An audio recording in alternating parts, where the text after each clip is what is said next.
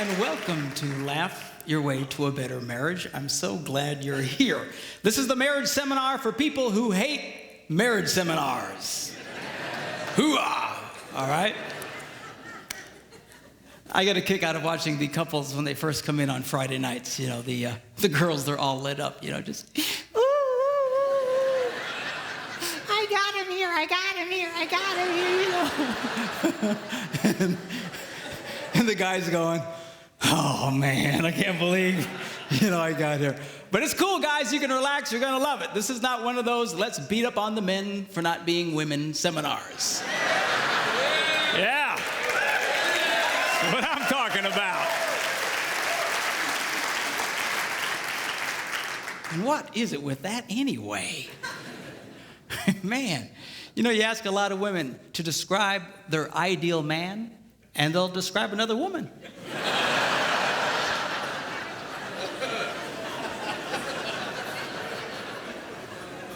What's up with that? So we're not going to do that. We are going to just go with this thing in a normal, healthy way. We're men. Men are men. We're not sick. We're not perverted. We're not twisted. We're not broken. We're men. All right? And God, yeah, hoo-ah. And God made us the way we are for a reason. And I'm going to show you girls what that reason is. Okay? And I'm going to try and explain to you the world of men a little bit through this thing. We'll also discuss the women's side of things as well. But I really want you to understand this men thing. Women are much more complicated than men. Men are very simple. Simple. S-E-X. Simple. All right? So...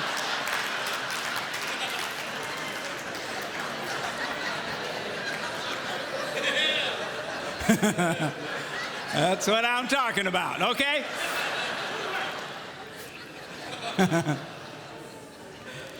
So we're going to have fun. We should have a really, really great time. Now, tonight we're going to do a session called The Tale of Two Brains, hence the two brains. And we're going to be discussing how men and women think very differently from each other. Why is that important? Because men and women are very quick to make into heart problems what are essentially head problems. A woman acts a certain way. A guy feels she doesn't care about him. He says, well, there's something wrong with your heart. You don't care about me. No. It's the way she processes information. The same with a guy. A man thinks in a certain way, and a woman thinks there's something wrong with his heart. No, it's his head, okay? So I'm going to try and explain to you what that's all about. Then tomorrow morning, we're going to do a session called, Why Does He Do That? Why does she do that? Okay? See, it's one thing to understand men and women in general. It's another one to understand the one you got stuck with. Okay? So I'm going to show you how you can discover specifically what makes your spouse tick. And it's powerful information that will absolutely revolutionize your relationship. All right? Then we're going to do what I call the Yo Mama session. And it's called the #1 key to incredible sex. And boys, if you miss that, there's just something wrong with you, okay? So you gotta check it. And then we're gonna end with how to stay married and not kill anybody, okay? All very deep emotional stuff. Now, a lot of people say, well, what's your background? What's your deal? Well, my background is that I'm a minister. Now, if you're not much of a churchgoer, don't let that make you nervous. Some of my biggest fans are heathens. All right? And this isn't one of those things where we sneak you in and then beat you over the head with a Bible. All right? But I do have a Bible verse I need to show you, okay? Because I found a Bible verse that if you follow the advice from this one Bible verse, you will never, ever, ever have a problem in marriage. How many think that's worth seeing? All right? You follow the advice from this one verse, you'll never have a problem in marriage.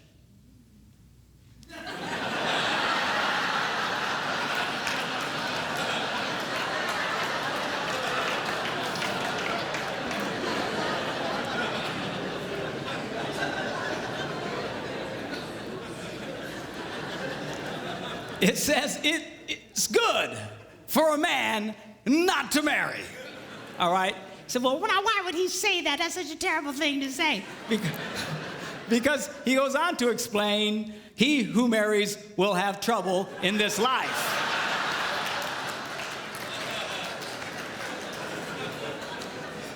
People come up to me, Pastor Mark, something's wrong. I say, what is it? We got trouble in our marriage. I go, no, that's about right.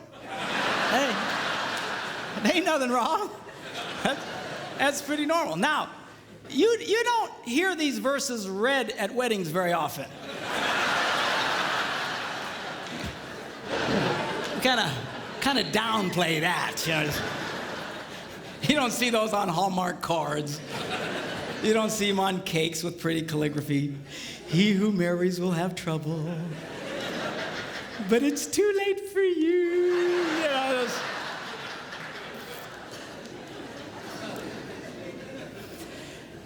You say, if that's the case, then why get married? Because marriage is absolutely wonderful. It's great. It's fantastic. But it's not that it's without trouble. All right? And I want to show one other verse to you. Now, you don't have the deep theological training that I have, so you might have a hard time understanding this verse. But I'll try and explain it to you. This is found in Proverbs. And it goes like this. Where no oxen are, the manger is clean.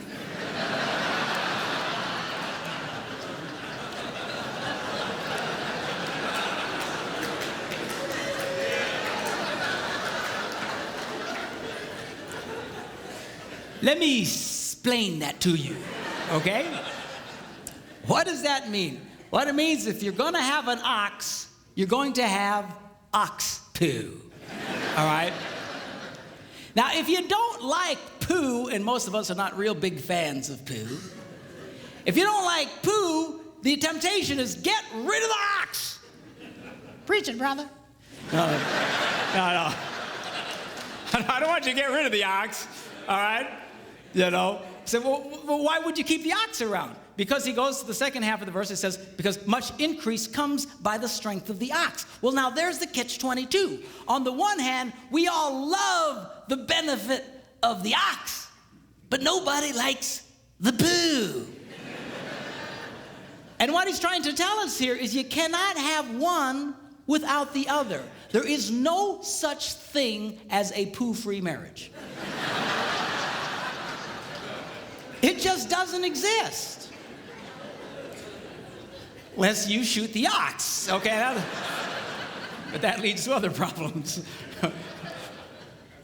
So this weekend is not about attaining a state of perfection in your life, all right? It's about getting a proper positive to poo ratio in your life. You see, because if all you get is poo, then you got one sick ox. Are you hearing me? All right? So, but there's no such thing as a poo-free marriage. For those of you having a hard time grasping this, I have a mathematical version of it. It goes, ox equals poo over positive. Some say positive over poo. But anyway, it's the ratio that we want to get going here, okay? Now, marriage is a wonderful institution. Statistically speaking, we know that married people are healthier than single people. They are actually happier than single people, assuming you're doing this right. Or you can be profoundly unhappy. They actually make more money than single people, and I'll mention a little bit later why that's true. Okay? They have better sex than single people. Now, you don't see that in our culture, in all the movies and shows, it's the single people all having really great sex, and the married people are, someone will say, well, how's your sex life? Are you kidding? I'm married,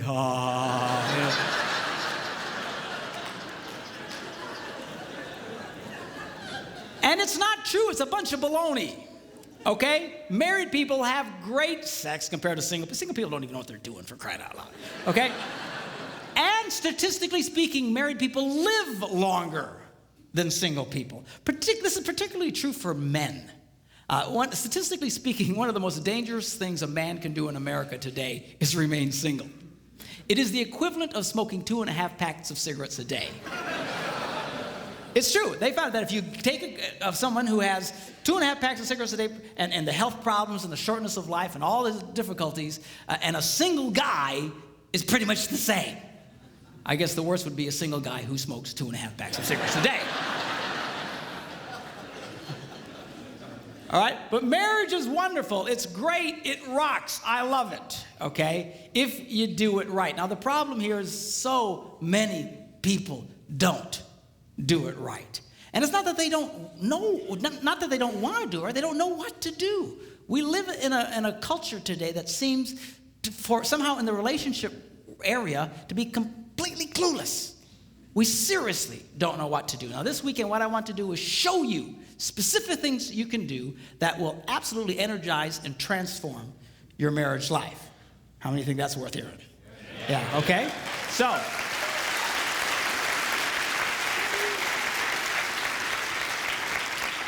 now I want to talk to you about what I call the laws of relational physics. You see, the laws of physics affect everybody, whether you believe them or not. Okay? If I step off this stage, I'm probably, in all likelihood, going to go down.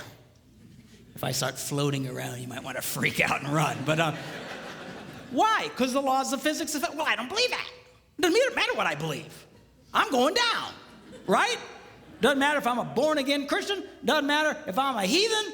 I'm going, because it affects everybody. Well, just like that, there are laws of relational physics, and they affect everybody, whether you believe them or not. Now, this might come as a little bit of a shock to those of you who are church people, especially hearing from a minister. But the truth is, you don't have to be a Christian to have a great marriage. I know a lot of heathens that have wonderful marriages. I know a lot of born-again Christians who have horrible marriages. Why is that? They're breaking all the rules. And they assume somehow that the rules don't apply to them, but they do. Here's an example. If you're driving a car 80 miles an hour around a curve that says only 40, and you keep going 80, chances are you're going to get hurt, even if you're listening to a Christian radio station.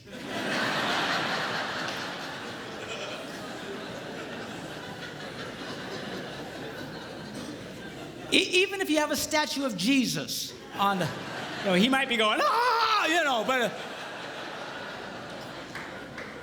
why is that? Because the laws of physics still affect you, but for some miracle, you're going to get hurt. Same true with relational physics. And I want to explain that to you, and we'll take a look at that. Now, this weekend, I'm going to be speaking to you in basic stereotypes. In other words, women generally tend to be a certain way. Men generally tend to be a certain way. But they're not all that way. I get it.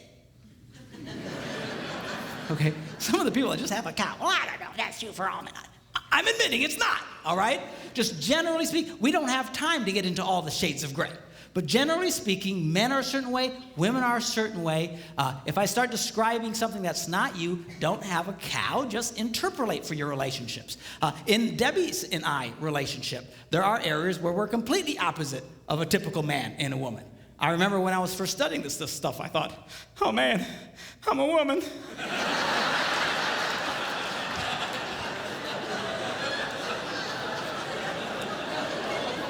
So just interpolate. I will say this, that if you tend to be one way in a certain relationship, your wife generally will be the other way. I don't think I've run across a couple yet. I'm sure they're out there that act the exact same way. So if you break the rules, chances are your spouse is breaking them right with you, and you just flip on this deal, okay? For example, a typical stereotype. Men are more interested in sex than their wives. Why would you say that? Because generally it's true. But it's not always true. There are a lot of relationships where the wife is much more interested in sex than her husband. If you're here tonight and your wife is much more interested in sex than you are, I think I speak for all the men here when I say that we hate you.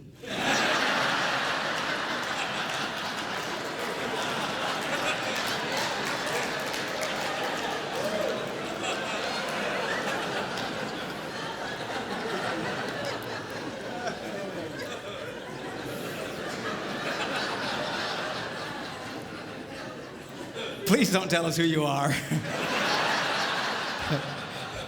We will hurt you, all right? So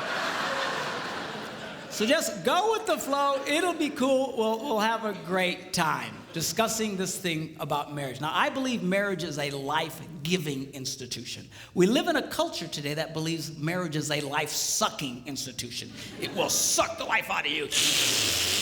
all right? And that's why we say, make sure you're old enough. Make sure you have enough money. Make sure you have enough education. Make sure you've been dating for 37 years first. Make sure that, get all the stuff. Why? You got to get everything together and ready so that when you say I do, you can withstand the, ah!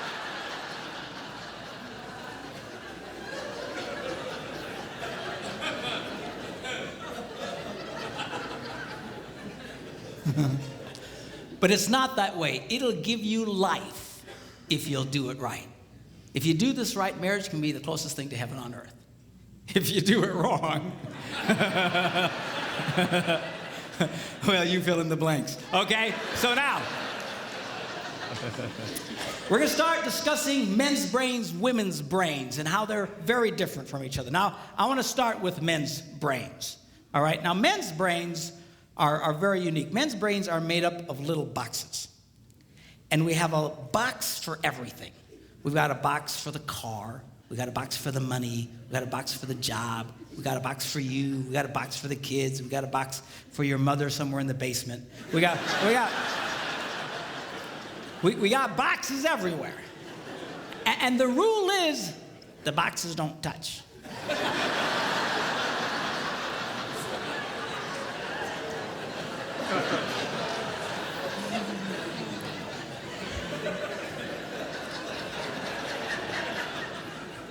When a man discusses a particular subject, we go to that particular box, we pull that box out, we open the box, we discuss only what is in that box. All right?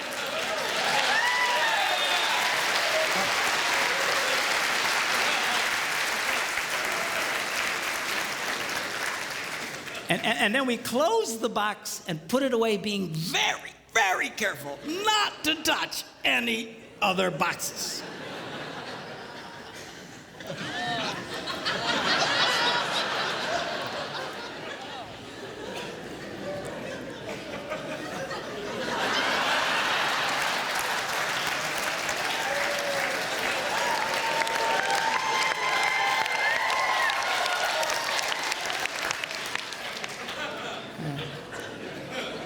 Sorry, my Catholic upbringing got in there for a minute, but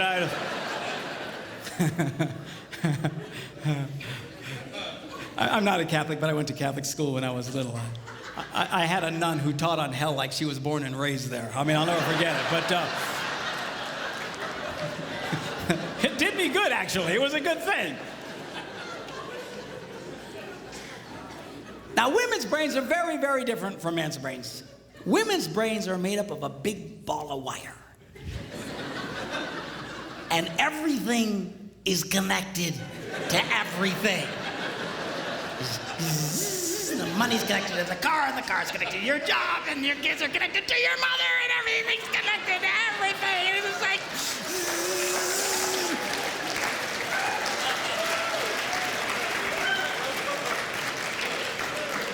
It's like the internet superhighway. Okay? And it's all driven by energy that we call emotion. And it's just... It's one of the reasons why women tend to remember everything. Because if you take an event and you connect it to an emotion, it burns in your memory and you can remember it forever. The same thing happens for men. It just doesn't happen very often because, quite frankly, we don't care.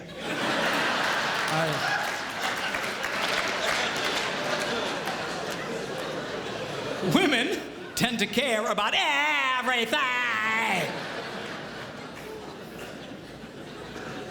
And she just loves it.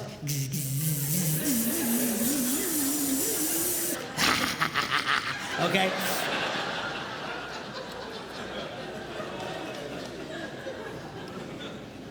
Now, men, we have a box in our brain that most women are not aware of. This particular box has nothing in it.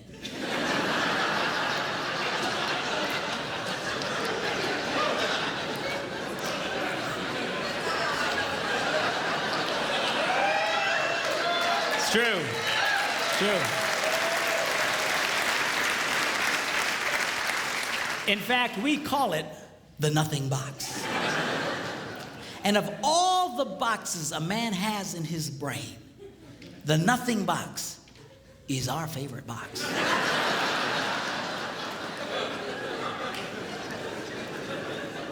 If a man has a chance, he'll go to his nothing box every time. That's why a man can do something seemingly completely brain dead for hours on end. You know, like fishing.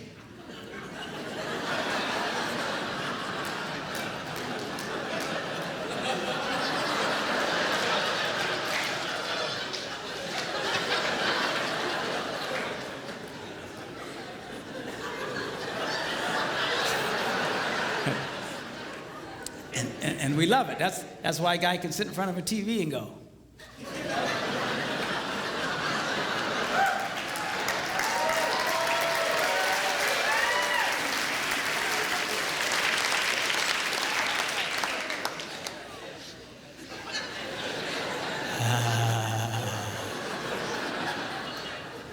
It glows. Of course, this drives our wives nuts because they'll come up and say, "Stop that! You can't possibly be watching anything!"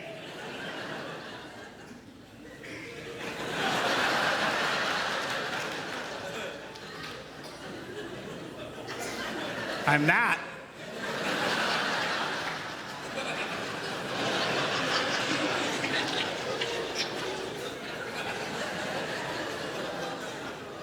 Go away.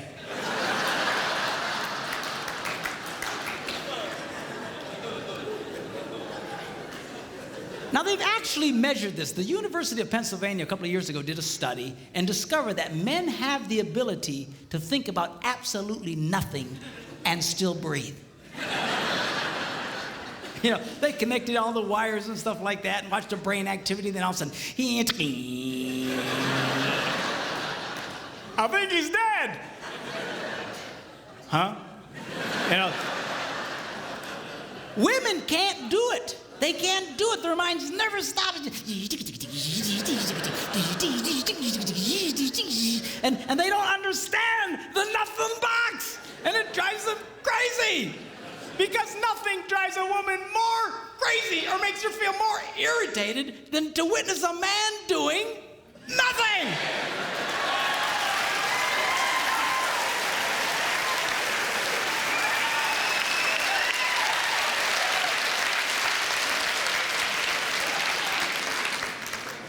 Now, one of the biggest revelations I get out of women is this whole nothing box issue. They just, everything's starting to make sense. And I've had women say, oh, it's nothing. Well, can I go in his nothing box with him? No! Why not? Because then it's something. Besides, you'll walk in there and go, You know, this place could really use some pictures. Nice little table over here, some flowers. Is it? No! Nothing! Get out! We don't want nothing.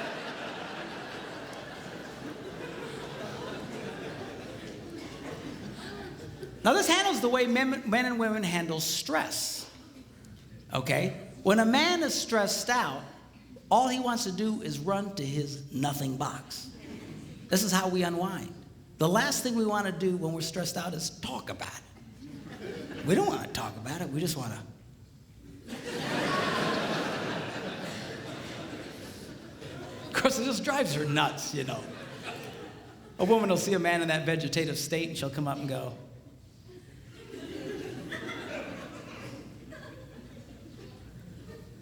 "What you thinking about?"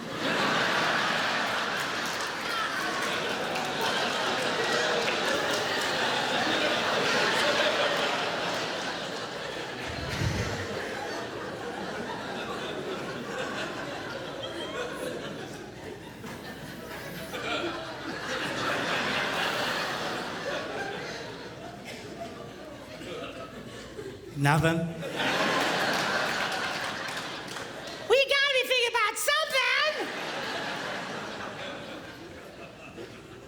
No, I was thinking about nothing. In fact, I was on a roll till you showed up. go away, all right? Because that's how he handles stress. He just, Now, when a woman is stressed out, she has to talk about it. If she doesn't talk about it, her brain will literally explode. So she'll start just, I don't know, might have something to do with this. Not going to have to do that. You know, I never thought about this. My brother over here said to me, and I know men who run from their wives when they do this. They do. I say, well, why do you run from her? He says, because I don't know what to tell her. I said, dear God, man, who told you to tell her anything? She wants you to tell her anything. See, a lot of guys, they feel obligated when you start explaining all your stress, they feel obligated to fix you, right? Because that's what a man does. A man only tells his troubles to another man in hopes that that man will help fix it, okay? But she's not a man. And you try and fix her, she's gonna kill you, all right? She doesn't want your advice. She doesn't want your help. She wants you to shut up and listen. And a couple of ladies, that's right, you tell him. Tell him to shut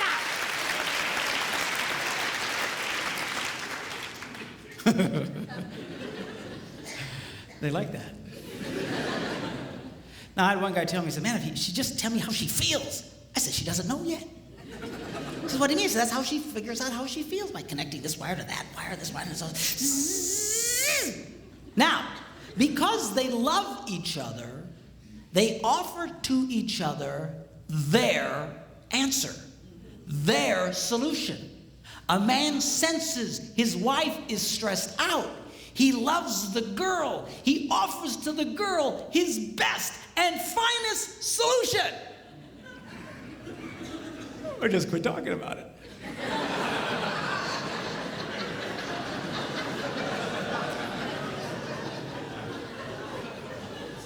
Just quit thinking about it. Yeah.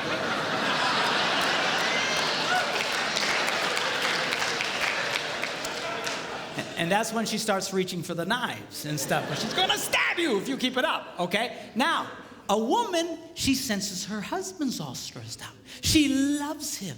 Therefore, she offers to him her best and finest solution. Talk to me. Why won't you talk to me?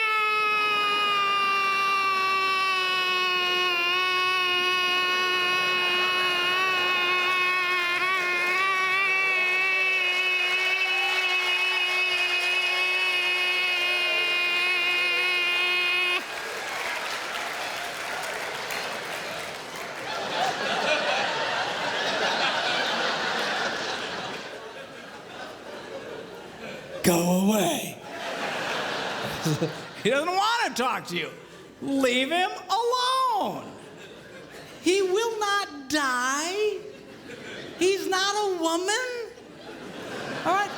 I know you've got to talk it through or you're going to be twisted inside. He's not like that. Leave the boy alone. You tell he's stressed out, just let him go to his nothing box. Just stay away. Stay away.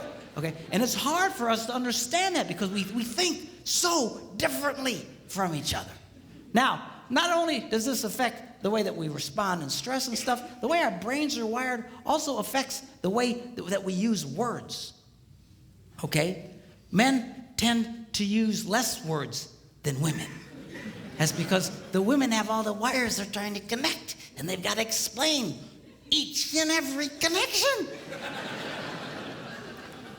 Now, they say that if a man needs to speak 10,000 words in a day, a woman needs to speak 20,000. My wife says, that's because we gotta repeat everything we say.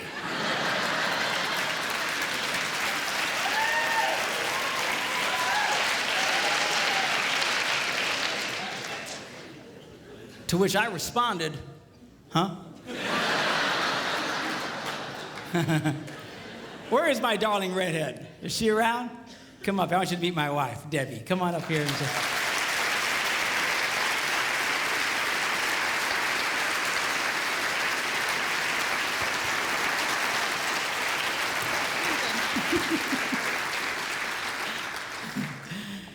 People say, well, doesn't she talk too? Nope. Not to you anyway. She talks to me, but she won't talk to you because she doesn't want to talk to you. That's all. Where's my tablet here? I want to show you something about the whole words thing. They actually measured this. They went in and studied children and babies and found out they actually went and took cameras and put them in nurseries and analyzed the pictures later. And they noticed the pictures of the little girls. Right from the get-go, their mouths are just going.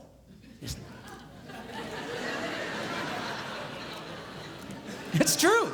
It's true. And then they analyzed the pictures of little boys, and they're just...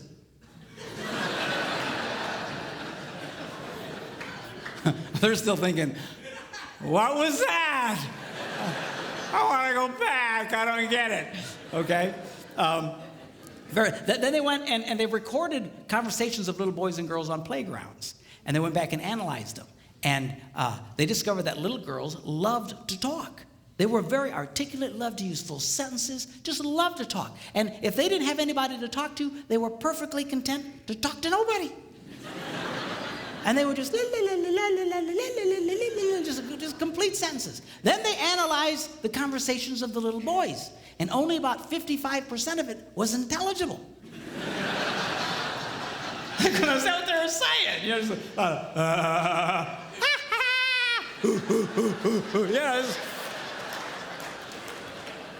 That's conversation to a man, okay? Now,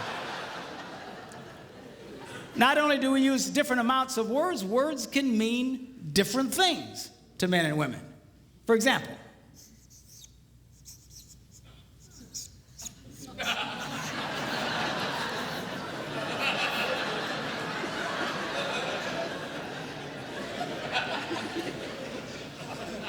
now to most men, 5 minutes means 5 minutes.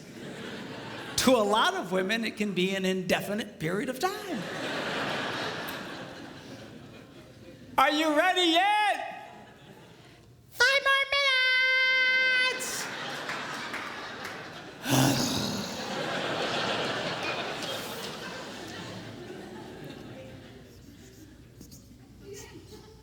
As we discussed, men understand nothing. Women don't understand the significance of nothing. If a woman says nothing, look out, it's something.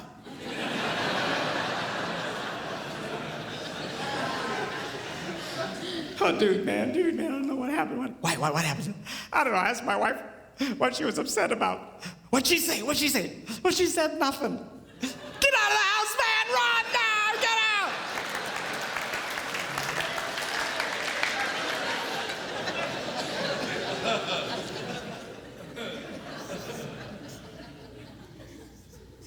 Now, this is not a word, it's a vocalization. It's a sigh. Now, when a man sighs, it means everything is good with life. When a woman sighs, it means you are an idiot.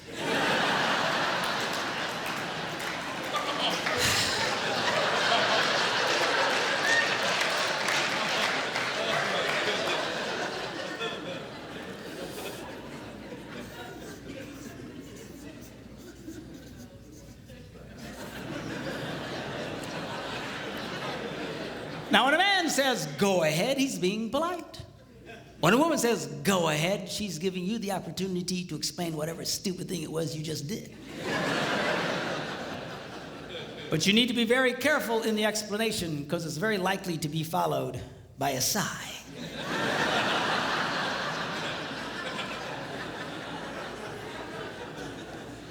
Which will lead to an argument over nothing.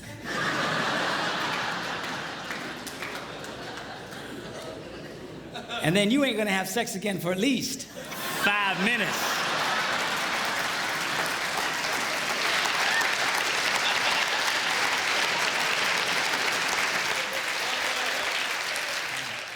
Women's brains come with lots of extra RAM. So they can remember the details of everything.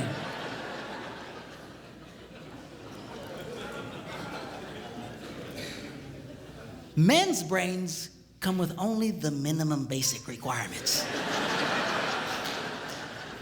to keep us breathing and eating. Okay, that's good. That's why men, a lot of men, we don't hang on to lots of details. They don't stick with us. You know, when an event happens, we just categorize it as an event.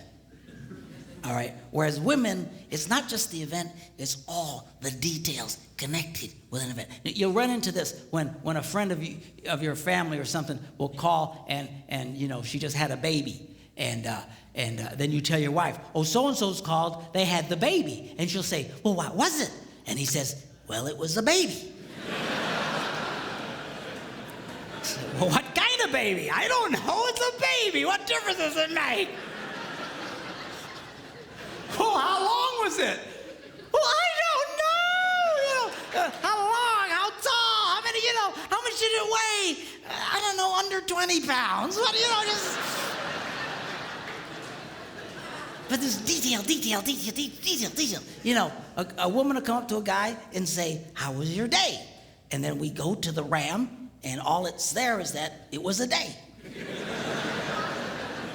and we say, it was fine. And she'll say, well, what happened? And we go to the RAM, and there's nothing there. And we panic. And we go, nothing. But women, they've got all this, you know, that's why when a guy retells a story, it's usually pretty much just a bottom line kind of thing. What happened? This happened, that happened, we're done. When a lot of women share what happened, they relive the event in excruciatingly painful detail. I mean, you are there. Yeah. And it can drive, you know, couples can really fight over this. My wife and I still fight over this one. You know, this just drives us crazy. You know, she just, you know, sweetheart, when your husband asks the question, what did the plumber say? He really doesn't want to know what he said. Well, I said, how you doing? He said, it's fine. I said, it was a pretty nice day we're having. He said, yeah. He said, got any kids? No, what did he say? Bottom line, you know. Details. Men's brains, women's brains. It also affects not only the words we use and stuff, but also it affects how we listen. You go, yeah. Women listen. But we listen too, we're just different. A lot of women say, you know, men's problems, they got selective listening. You know what that is, right? That's when the wife will say something like, honey, go to the store, lay down the mulch, wash and wax the car, get the kids at school, rent some videos, and finish the rest of the dishes. And then he runs that through his selective filter.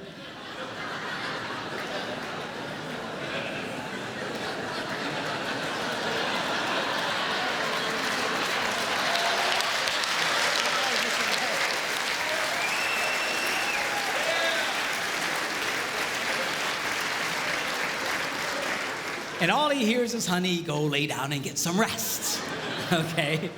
But that's not what I'm talking about. What I'm really talking about is the difference between single tasking and multitasking. By and large, again, interpolate for your relationships. Again, not everybody's the same way, but by and large, men are single taskers. We do one thing, and we do it pretty well. Women can handle lots of things. Guys aren't wired that way. That's why it's not a good idea to put a man in charge of more than one kid at a time. You know, we can handle the one. Well, sweetheart, you're doing such a good job with Johnny. Wow. Well, where are the rest of the kids?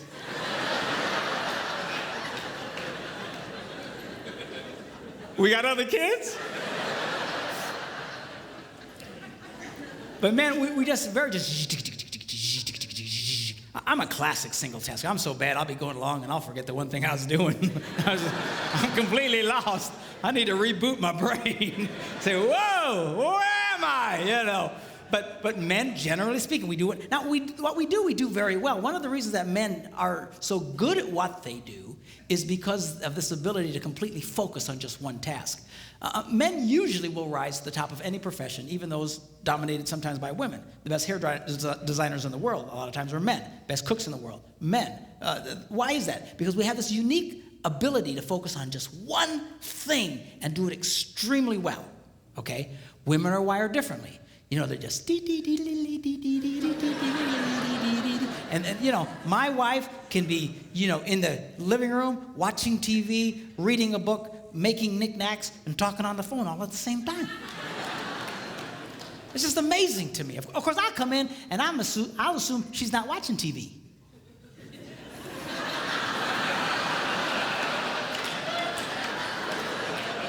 Hey!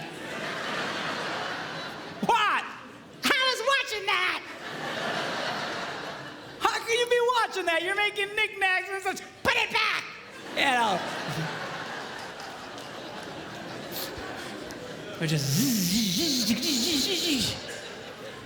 Now, this affects the way that we listen, because when a man is doing something, he generally cannot hear anything.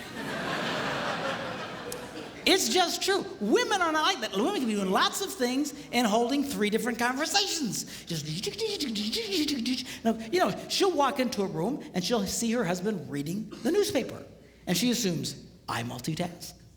Therefore, he must multitask. But he's running the newspaper reading program, man. He can only run one program at a time. He's not hearing jack. And this makes women very angry. But you just need to come over and you got to close the newspaper reading program. You got to load the Listen to Me program. But you got to wait a minute. He needs to reboot.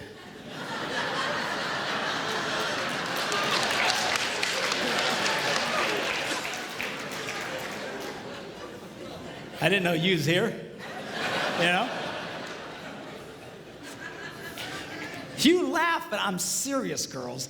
If you see a man doing something, unless he's wired differently, do not be giving him vital information.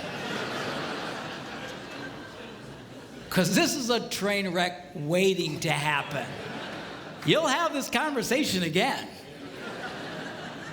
When you swear he told you, and he swears you never told him. You know you told him, but in his brain, you never said jack to him.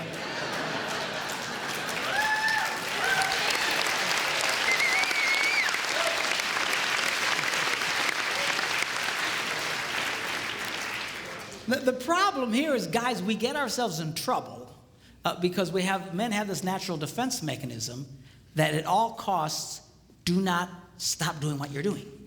So when someone starts talking to you, we automatically have this defense mechanism that goes, uh-huh. Yep. Uh-huh. Uh-huh. And we keep doing what we're doing, and we're not, and she thinks you're listening to her.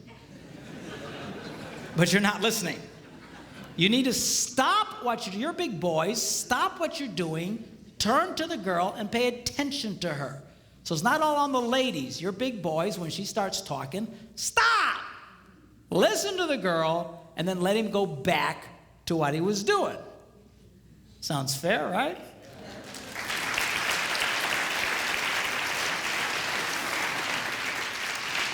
Well, I started doing this, and I thought, this is great. I'm doing a lot better. I'm watching the single tasking thing. Yeah, okay, what? And I'll say, I didn't hear that. And I'll make her back up, and she'll tell me the info, and I got it. Okay. And I thought I was doing a lot better, but still I was getting myself in trouble. You know, she'd walk up and say, it's 6 o'clock, are you ready? For what? You know, that happened to half of you guys tonight, right? We're doing what? I told you. No, you didn't. Yes, I did. And off to the races we would go. And I thought, man, what in the world? Because I'm watching this single tasking. I don't remember her saying anything about it. And I thought I was losing my hearing. So I went to a doctor. True story. I went to the doctor. I went to the doctor and I walked in. He said, well, how you doing? I said, I'm okay. He said, well, what seems to be the problem? I said, well, I think I'm losing my hearing. And he says, well, you're getting up there in age, Ears are one of the first things to go. And I said, well, that's one of the first. I can handle that.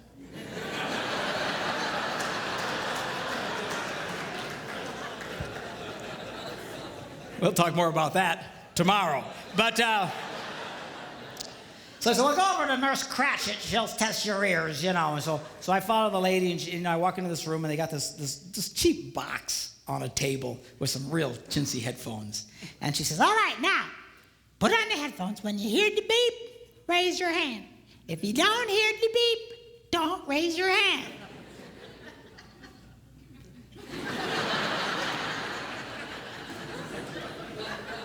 Apparently, I look really stupid. So anyway, I turned around and we began. As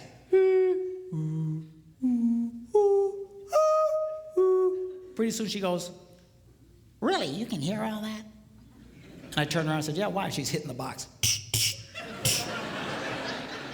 I don't know, piece of junk. What's the matter with this thing? So what's the problem? She said, according to this, you can hear what cats and dogs can hear. I don't know what to... She's hitting the box. She says, I'm going to send you to a specialist. You ever been to the specialist? They got this Yo Mama soundproof room, the thick door, You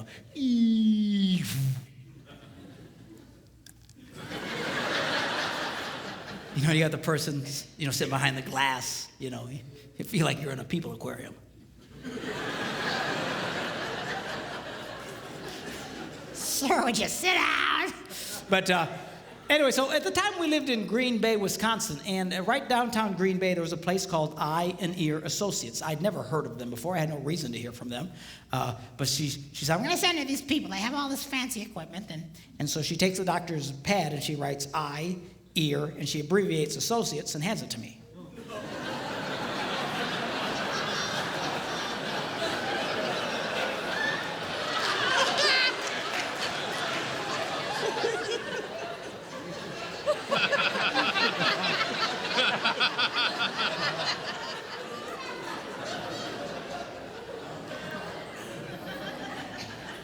I said,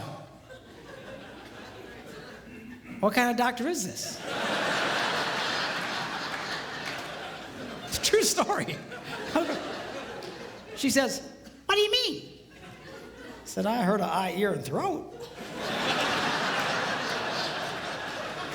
I never heard of this. She said, let me see that. Oh, I'm so embarrassed. So she wrote out Associates. I went, oh, okay. Thought I was going to be in for a very uncomfortable test there for a minute.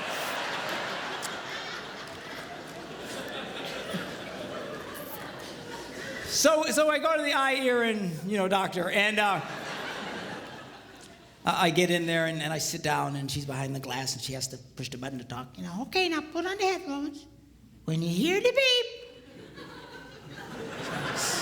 spin around, and we began. I kid you not, she goes, really, you can hear all that? I felt like a moron, all right? I take the printout to the specialist. He goes, what are you doing here? You got better ears than me. I said, I don't know, man. She says, are you ready at 6 o'clock? I just don't know yet.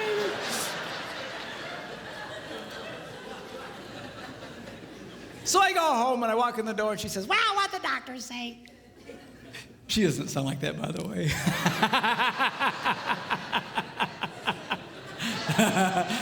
I say that because people used to come up to me saying, she doesn't have a voice like that. I just do it for effect. By the way, we've been married for 32 years.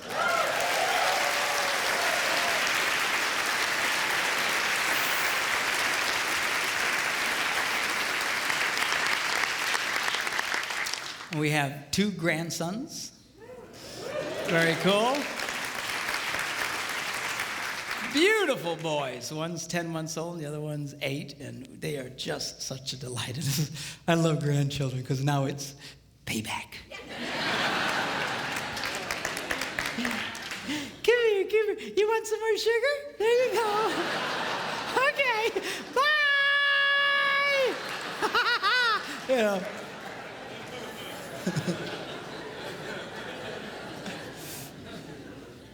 My son Philip's here with us. He's running the audio, and on our 30th wedding anniversary, Phil gives me a call up and he says, "Hey, Dad, 30 years. That's really something." I said, "Well, thank you, sir." I said, "But truthfully, Phil," I said, it only feels like 10 minutes. He goes, "Really?" I said, "Yeah, 10 minutes underwater." Oh, lighten up. All the girls, "Oh, I can't believe he said that. What is she going to think?"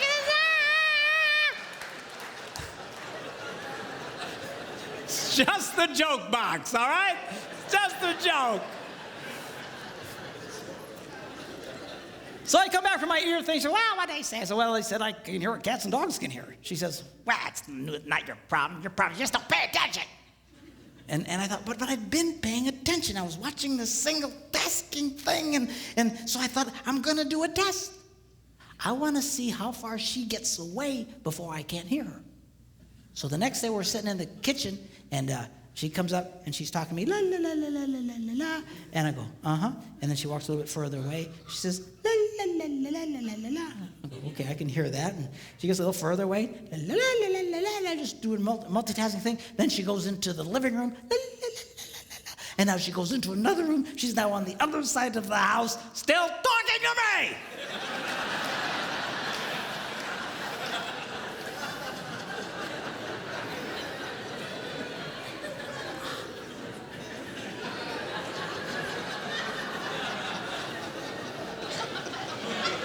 I said, "Hey!" She yells back, "What?" I said, "I'm on the other side of the house." She goes, "You don't listen anyway."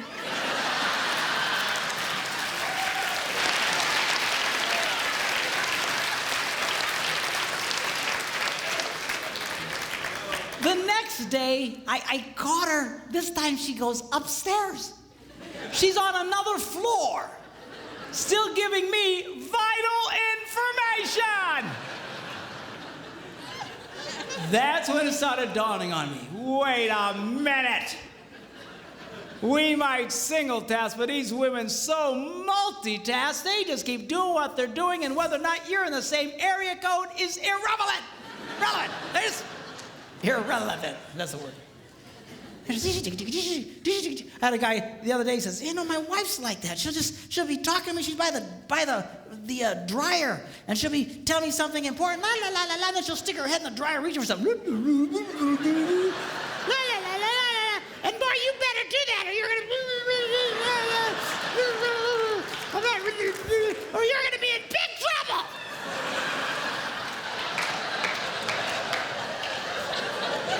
She still does that to me. We'll be like a real busy highway, just all kinds of noise, and she'll be talking. Something that's really important. So you better be careful about it. What? I didn't hear what you said. Laws of physics, girls, it applies to you. It would help if your husband was in the same area code. Okay.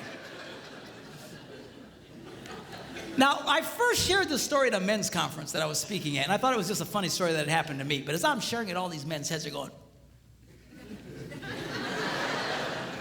I had one guy come up to me afterwards. He says, Pastor, I'll be in the bathroom. The door is closed.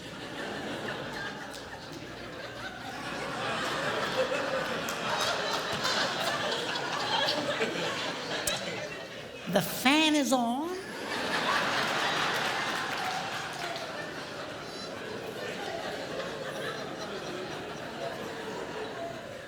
There's tile everywhere, so sound just bounces around in there. I'm standing there. All I can hear is the sound of rushing water.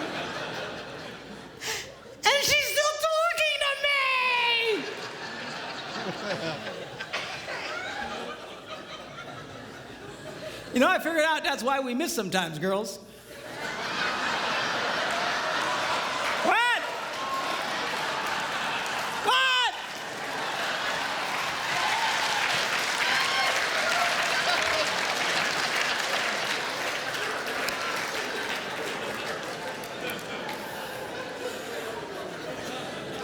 Another mystery solved.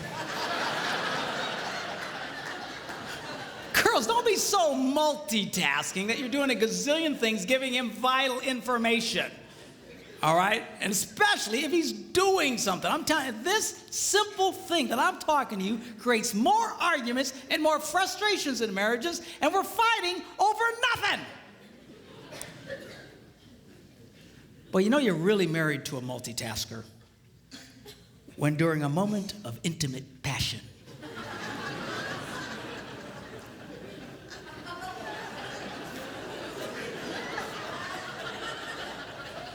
she suddenly blurts out, "Oh, by the way, the plumber says the toilets are broken."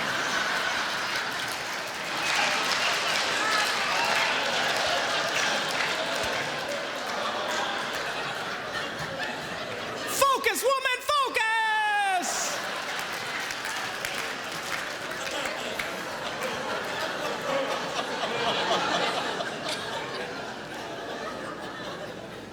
But man, she can make love to you and plan next week's dinners and, think about the toilets. Oh, it's all the same to her. I need my tablet back up here. I want to show you something. In no other area, men's brains and women's brains, do men and women think more differently than in this area of sex. And we'll get into it in a lot more detail tomorrow. But I want to show you something here that I think will be of great interest to you. Give my lovely assistant a hand.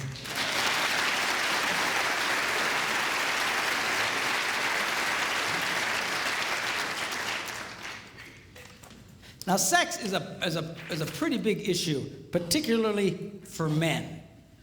For us, our sexual interest peaks at about age 18.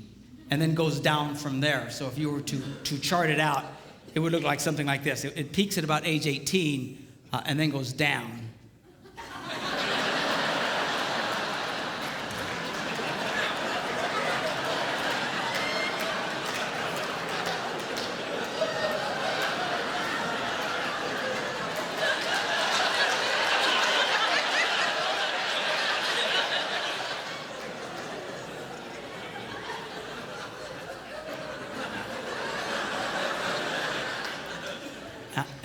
And then you're dead.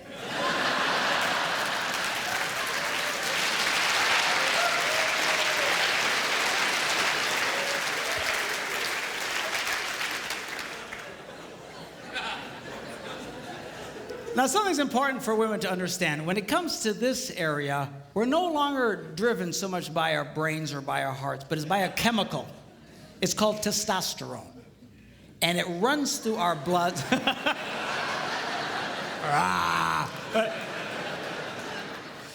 It runs through our blood, and it drives us crazy. You just... If you girls knew how much this drove us crazy, you'd be more disgusted with us than you are right now. We downplay it, man. And this, I'm telling you, and as funny as this little chart is, and as true as it is for so many men, if for some reason as a man ages, his testosterone levels begin to decline, his interest in sex will start to decline. And if his testosterone level drops dramatically, his interest will go way down. Same head, same heart, same guy, and now he's not interested in sex. You treat that man, and it's very easy to do, with testosterone supplements, and boom, he's the same wild man you married. Same head, same heart, same guy. Now he's, come here, baby. All right? So this is not because we're sickos. It's not because we're perverts. It's not because we're broken. God wired us this way, and he did it on purpose. Well, what was that purpose? I'm going to show you in a minute, but you just need to really understand this. And the truth is, when we get this rush of testosterone, it just messes with us. Now, for the love of God, don't raise your hands. But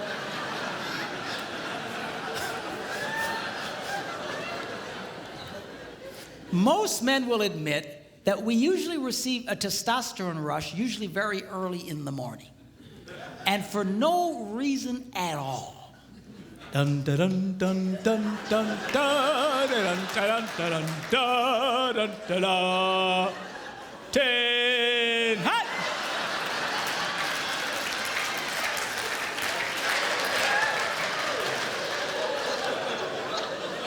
And it just wakes us up, just we're not thinking about anything. All right? And that's usually when a man reaches over and whispers those 3 words every woman loves to hear. Hey, you awake?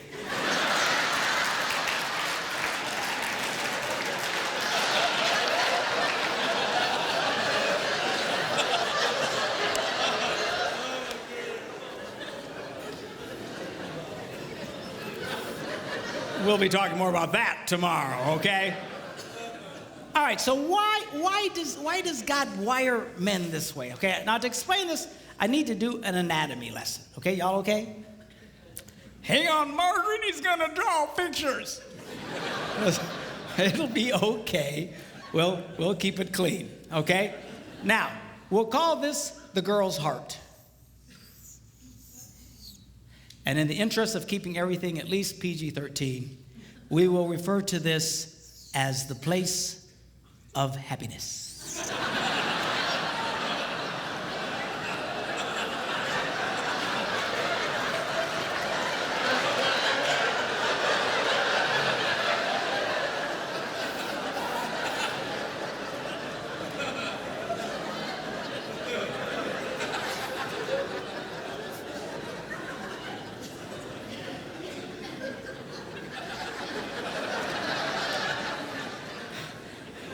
I had a lady come up to me recently and she goes, "Man, I can't even go to Walmart anymore. Smiley faces all over the place." She's like,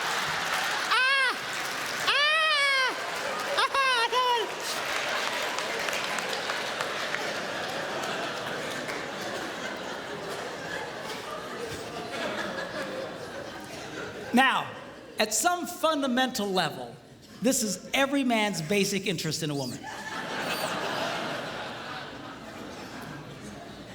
It's true. It's true. Now, women say, "Well, that's terrible. There shouldn't be about that. It should be about companionship and fellowship and sharing." Girls, if your husband was interested in companionship, fellowship, and sharing, he'd have gotten a golden retriever.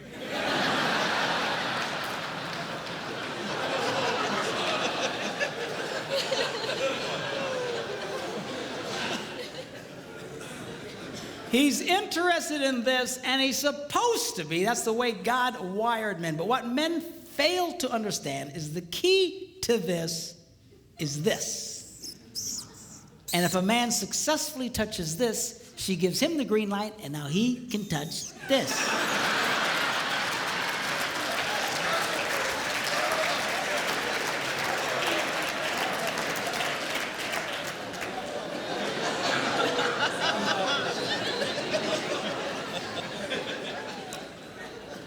So this sex drive, guys, is God's way of constantly reminding a man, and it keeps coming back. It like never stops, just.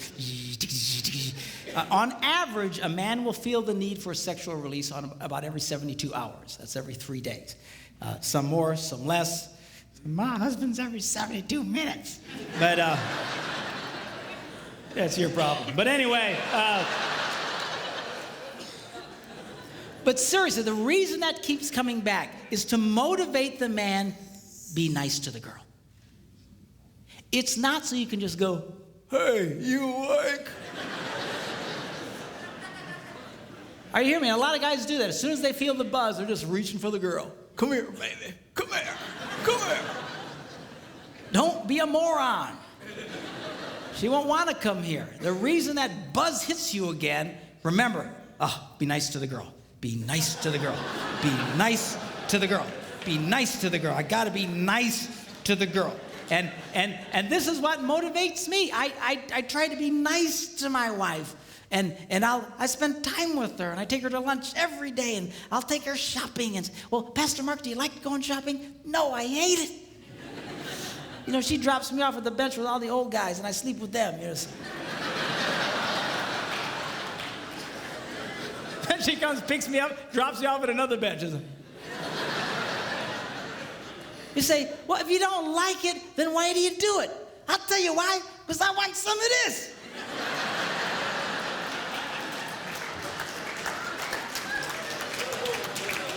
I'm no idiot. You got to be nice to the girl. You got to pay attention to the girl. And really, single women. I don't know, how many single women are watching this, but inevitably, there's single women here, and that's great, and a lot will be watching this. But, when a woman gives a man this before marriage, she is a nitwit of astronomical proportions. You would never build a house and pay the contractor in advance. Are you hearing me? If you're going to build a $250,000 house, and which here in Phoenix will get you a one bedroom with nothing.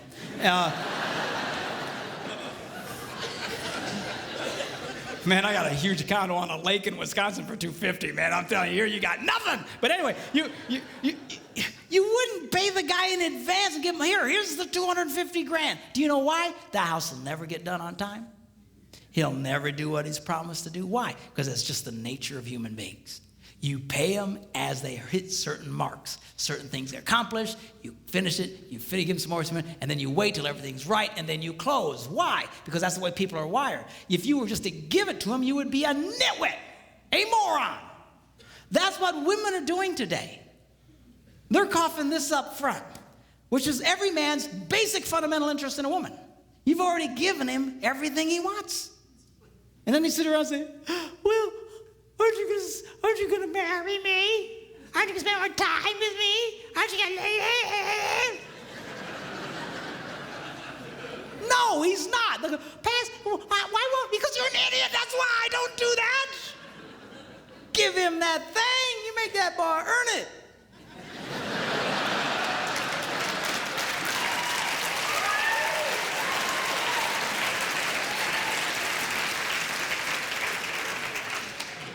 If there ain't no ring, you ain't getting the thing, is what you need to tell him.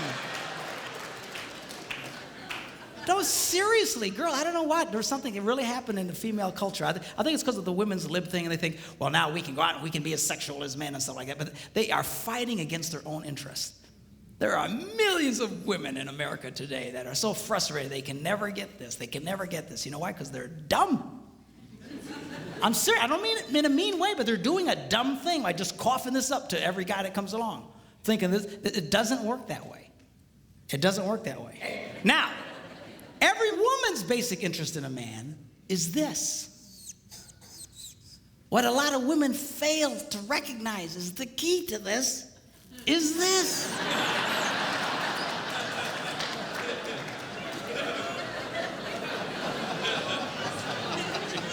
And if you touch that, he gives you the green light, and you can touch this.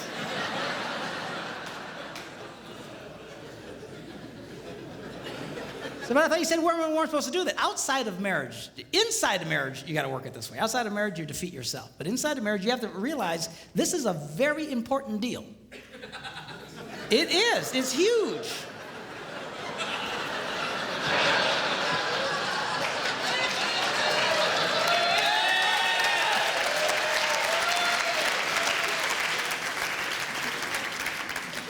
A lot of women treat this like a side issue. It is not a side issue in marriage. It is the central issue. It truly is. And I'm going to really explain this in greater detail tomorrow. You get this right, things will flow a lot better in your life. You try and discard this, it shouldn't be about that. He shouldn't be interested in sex. He's just a pig. You are fighting now against your own interest doing it that way. You've got to be smart about this, girls. The key to this boy's heart, they used to say when I was growing up that the key to a man's heart was his stomach, but they were about 6 inches too high.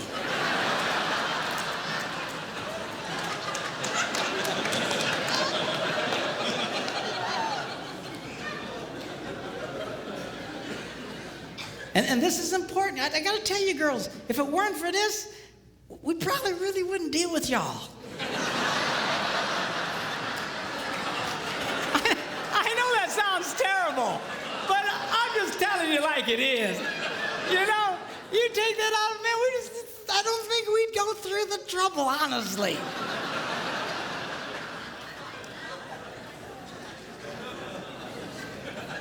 This is a game you got to let him know he can win with you. And we'll talk more about this in detail tomorrow. But the crazy thing about it, see, is the key to what you want, here's the door. And for the guys, for what you want, here's the door. And it is the perfect standoff. It is the ultimate standoff. People say, what was God thinking? People say it to me all the time. What was God? This is exactly what God was thinking. The key to you getting what you want is to give your spouse what they want. Now, it's not easy. And sometimes you'll mess up, but you got to constantly work for this. You can't all of a sudden disregard this. Some guys, they never pay attention to the girl. They're never nice to the girl. And wonder how come they never get any sex. Oh, I never get any sex. How come? Because you're an idiot. I mean, for crying out loud, be nice to the girl. You've got to touch her heart. That's your key. But a lot of guys say, well, I told you I loved you once. If anything changes, I'll let you know.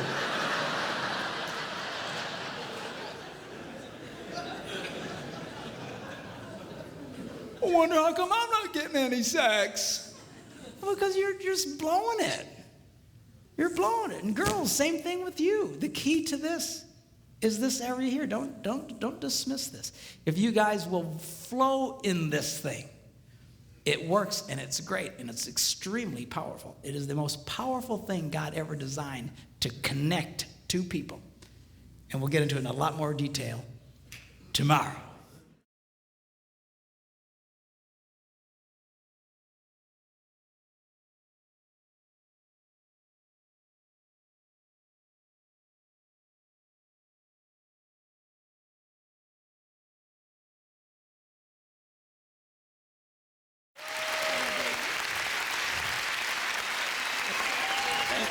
Thank you.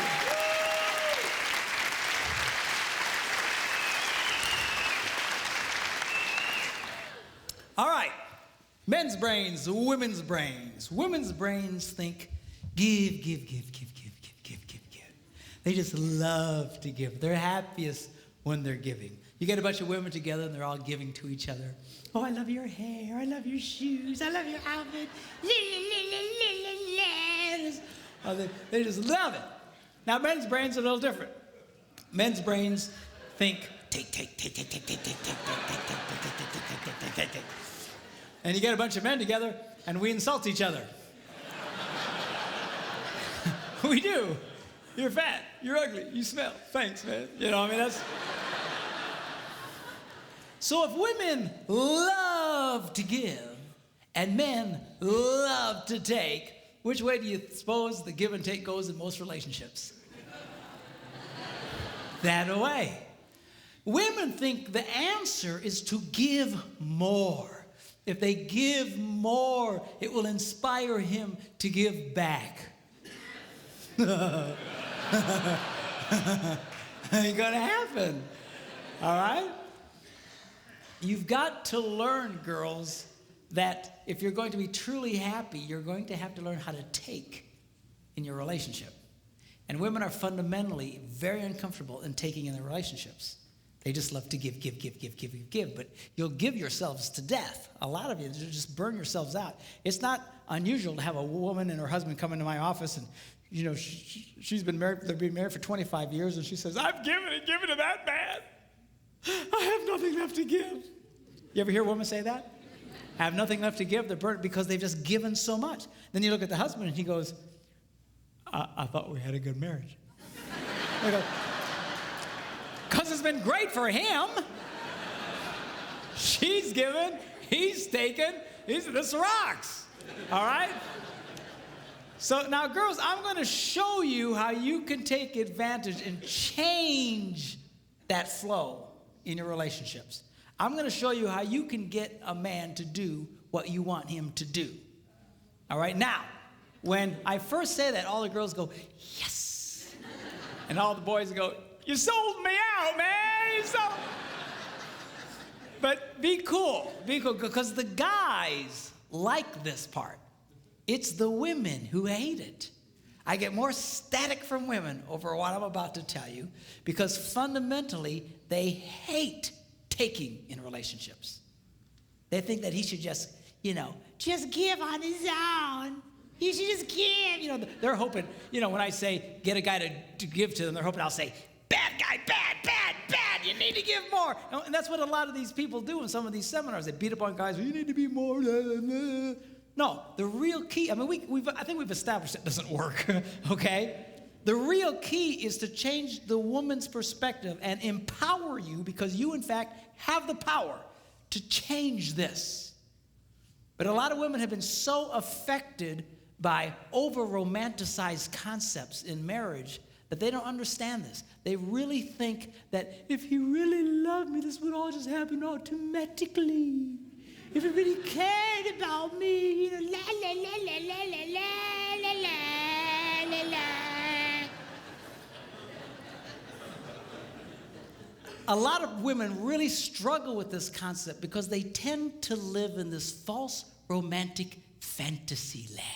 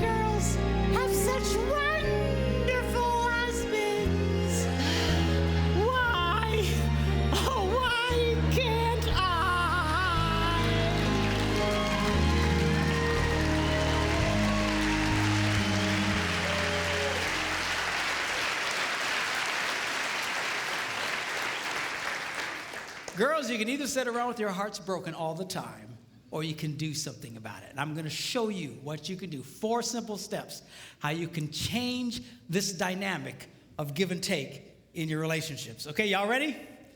Here we go. Number 1, how to get a man to do what you want him to do. Number 1, you need to ask him more than once.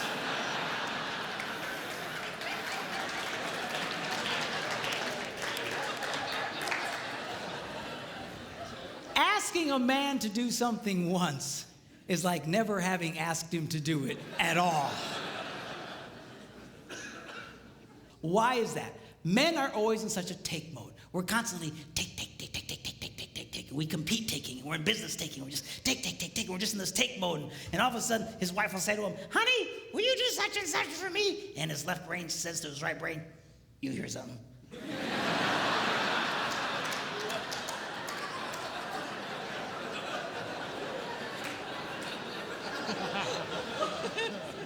His right brain goes, nope.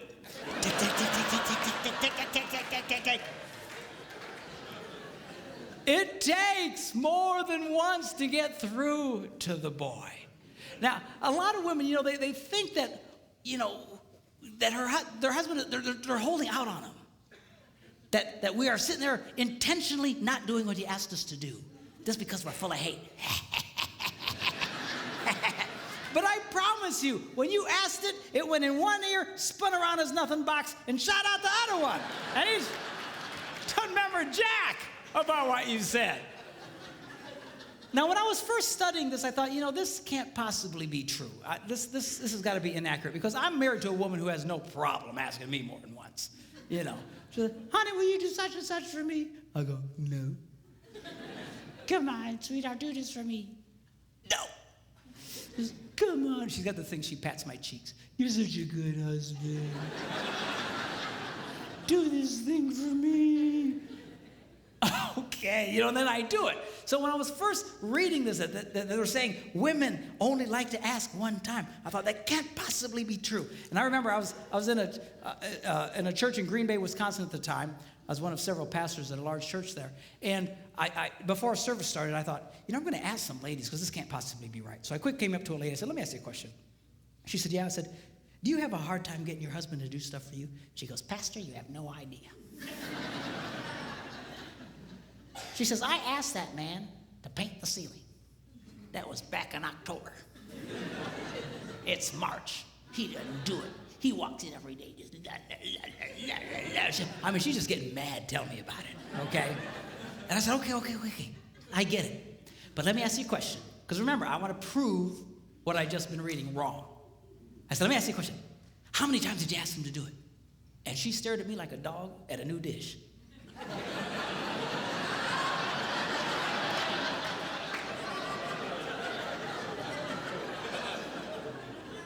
She said, once.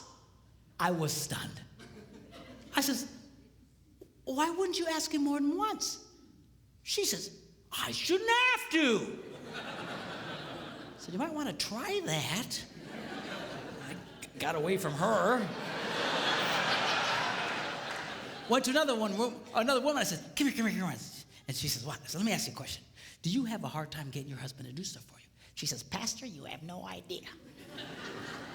She says, I will ask my husband, honey, put away the laundry, and I'll stick it right in the middle of the living room. And he didn't do it. He just walks right over the top of it. He just walks around it. It'll sit there for a month. And she asked me with all seriousness, she said, Pastor, can't men see laundry?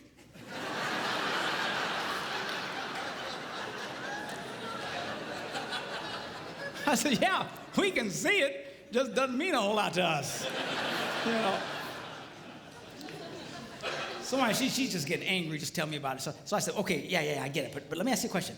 How many times did you ask him to do it? And that same startled look. Once.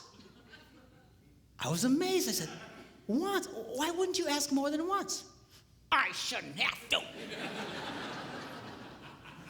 Time was running out, church was going to start, and I grabbed another lady real quick. I said, come here. She says, what? She said, do you have a hard time getting your husband to do stuff for you? She says, Pastor, you have no... Apparently I'm a complete idiot because I have no ideas.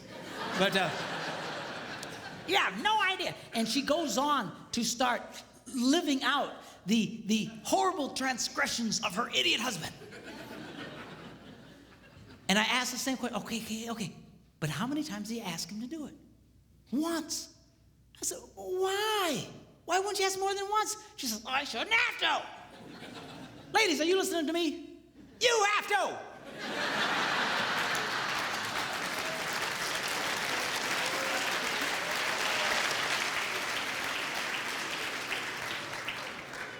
To just get mad and madder and having a cow over nothing.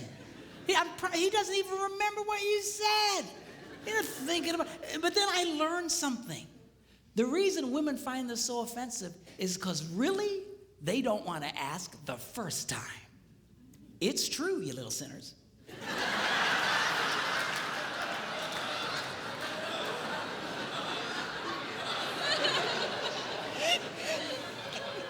Because over the rainbow, if he really loved me, I wouldn't have to ask. Well, come on. Just ask him again. Ask him again. What's the big crime here? You know what it is you resent the fact that he's resistant to do it, because not only do you want him to do it, you want him to want to do it. You do.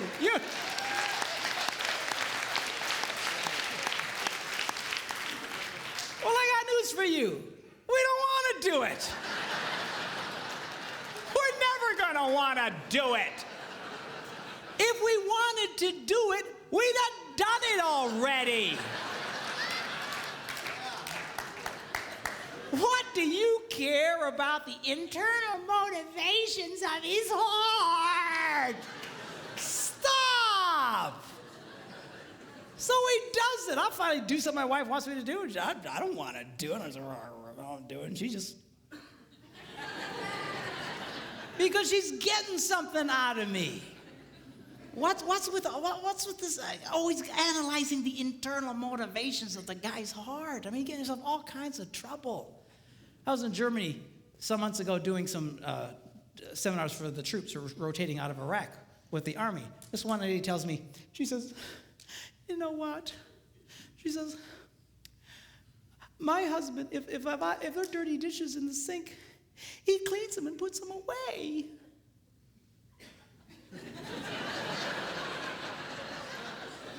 I go, yes, and? She said, well, I asked him, why do you do that? And he said, because I hate dirty dishes. And she started crying. I said, lady, most women think they died and went to heaven if their husbands.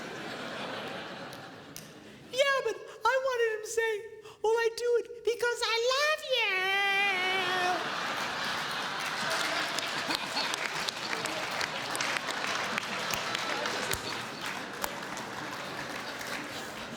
Who cares why he does it? Seriously, you've got to let up on this stuff. Leave him alone. Who cares what his motivations are, what his desires? I'll tell you what most men's desires are, is to do nothing. Okay, have we established that? So get him doing stuff for you. Who cares why he wants to do it in his heart? Number 2, you need to ask him the right way. Now, what does that mean? That means don't insult the boy. A lot of women think they can use insult as a way to motivate a man. Like, what are they smoking? What is... not gonna work. What's the matter with you? You some kind of idiot. What's the matter with you, a man? Can't you do... What's the matter with you? Can't you pick up the laundry? No, I can't.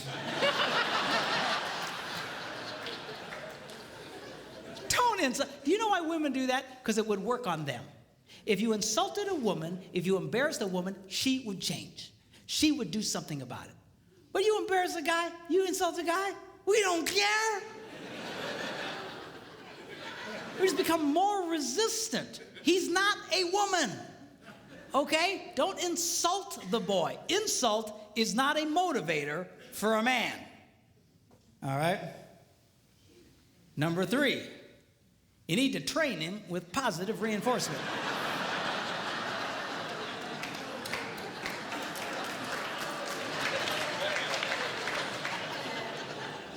What does that mean? Well, training a man is kind of like training a chimpanzee. If the chimp does what you want, you give him a reward. If the chimp doesn't do what you want, you just don't give him the reward. You don't beat the snot out of the monkey. Because then you got a freaked out ape. Every time you come around, he'll just, he'll run away from you. So, well, how does a woman reward a man? Very simply, by appreciating the pathetic things he does. Because men love to be appreciated. And the problem here is that women only like to appreciate unexpected kindness. If it's unexpected, they light up. Oh, oh, oh.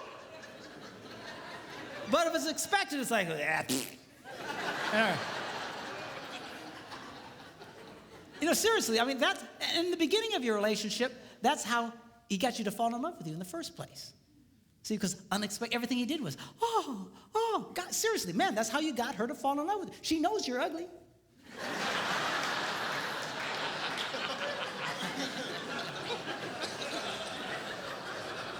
How do you think you got such a beautiful woman like that? Because you were nice to her and everything was, oh.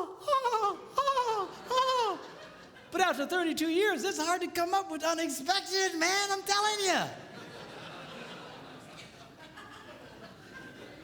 But the more you appreciate the kindnesses that he does, the more he wants to do it. Men respond. Men, I'm telling you, they love to be appreciated. Now, give you an example. I was at home, and I had a dirty dish in my hand. I was by myself, and I'd actually gotten trained to the point I could put it away in a dishwasher. And I went up to the dishwasher, and I opened it up, but it was full of clean dishes. And that's a moral dilemma to a man.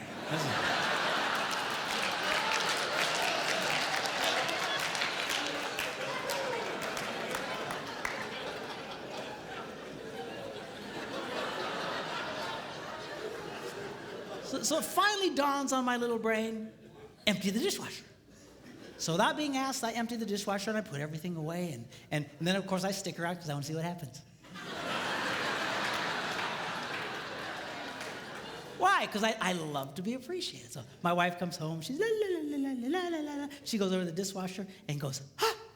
You emptied the dishes." And she goes, "You're such a good husband."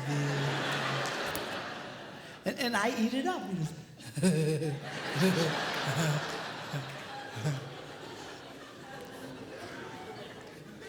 Now, guys, get a clue here. I know it's hard, but she loves unexpected kindness. You need to learn to give her unexpected things, unexpected little things. That's how you can keep a woman crazy in love with you in that way. I told my guys I want to write a book, 365 Unexpected Things a Man Can Do for a Woman. And I thought about it, and I went, 52 unexpected things. We're going to do that every day. You know, what was I thinking? You know.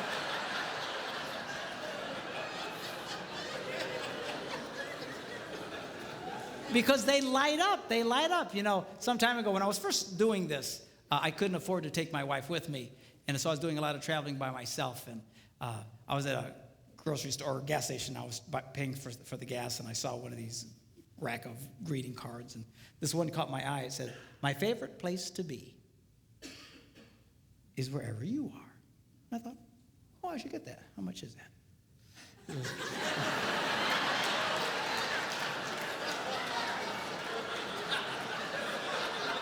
Do you hear these women? The minute I did, oh, you ruined it. You just ruined it. What was the motive of your heart? You know. I just wanted to see how much it was, that's all. There's something wrong with y'all. Anyway, so $1.50, I went, okay, $1.50, I can do that. So I paid $1.50, and I signed it, I took it home, and I put it in the kitchen. I want to stick around and see what happens. And she eventually comes in, and la, la, la, la, la, la, la, and all of a sudden she goes, a card. And she opens it up, and it says, "My favorite place to be is wherever you are." I got to tell you, boys, it was the best $50 I ever spent in my life.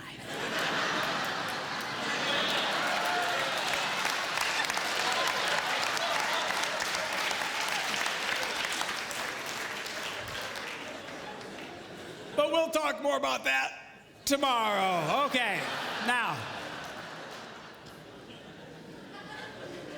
Number 4, barter with him. Now, how does that work? Very simply, you become aware of something he wants to do. You know you got something you want him to do for you, and you just say to him, "Honey, would you like to do this thing you would like to do?"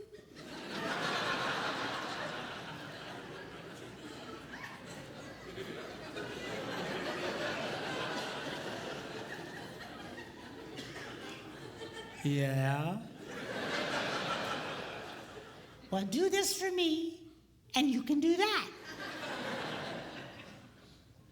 What's the catch? There's no catch. So now he's doing it. It's a trade out. It's just, you know, so guys like this thing because we know what the rules are. And men are used to bartering. You know, that's why we do what we do in life. That's why we go out and work. I got to promise you, if they didn't pay us, we probably wouldn't do it. You know, I don't care how much you like your job. If they didn't give you the cash, I don't think you do the job. It's all part of the bartering system. Men like that. Okay? Now, the strongest bartering tool a woman has, we'll talk about tomorrow.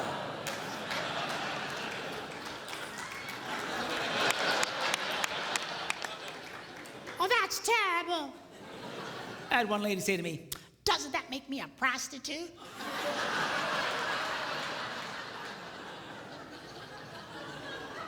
I said, he's your husband, for crying out loud. Women have no idea the power they held over us. Just, they have no idea. I'm telling you, you can get a guy to do almost anything. You just come up to that boy and find something disgusting like cleaning the garage and say, Hey, baby. How'd you like that?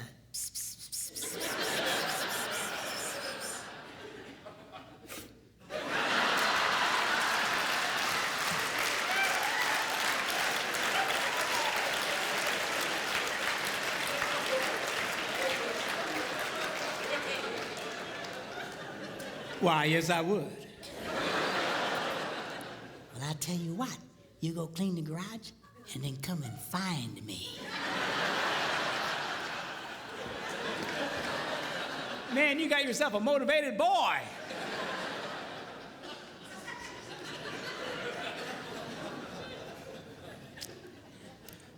I was listening to Dr. John Gray talk along these lines. He's the guy who wrote that book, Men Are From Mars, Women Are From Venus.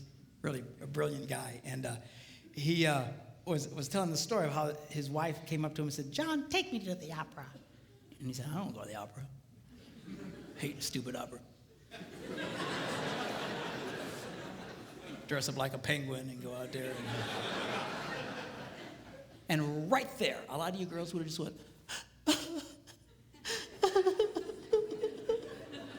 I think I'll eat worms and die.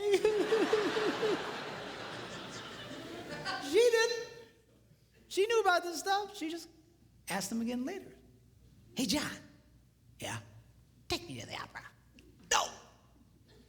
John, Yeah? take me to the opera. Okay. So now she's a happy girl. Now he's all dressed up like a penguin, taking her to the opera, and right there a lot of you girls would go, where's my stupid husband to take me to the opera? You guys such an... seriously, a lot of you girls, you envy other women's husbands because they're always doing things, but you don't understand. Women who get their husbands doing this stuff know exactly what I'm talking about. They do this all the time. You sit out with your heart broken because he won't do these things. You think he should just cosmically do them on his own. I mean... Somewhere over the rainbow. So he takes her to the opera, endures this mind-numbing experience. On the way home, she's holding his hand, just lit up. And he says, when we got home, I pulled into the garage. As soon as the garage door closed, she reached over and grabbed me and made love to me right in the car in the garage. I assume they weren't driving a subcompact.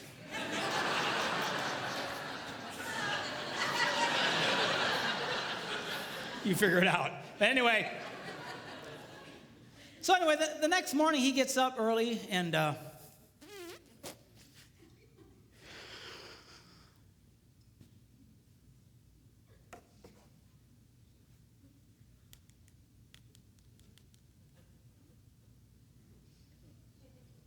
Yeah, I was wondering, how much are season tickets to the opera?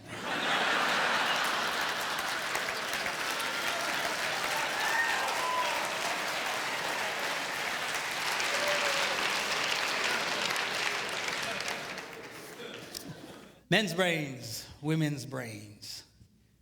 Women's brains, they don't think very highly of themselves.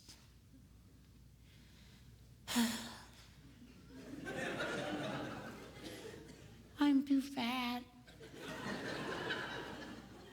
I'm too tall. I'm too oily.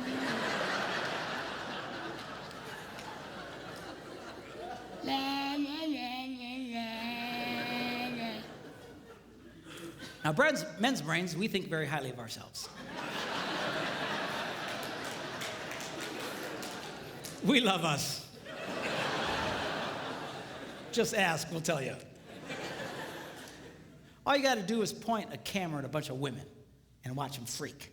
Oh, turn it off. Turn it off.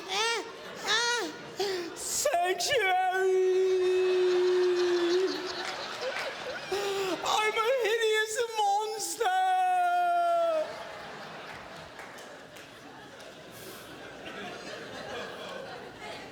Point a camera at a bunch of guys, what do you get?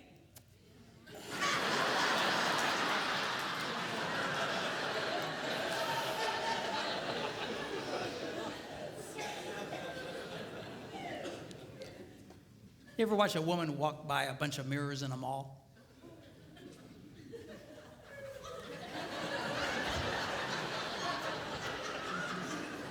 You ever watch a guy?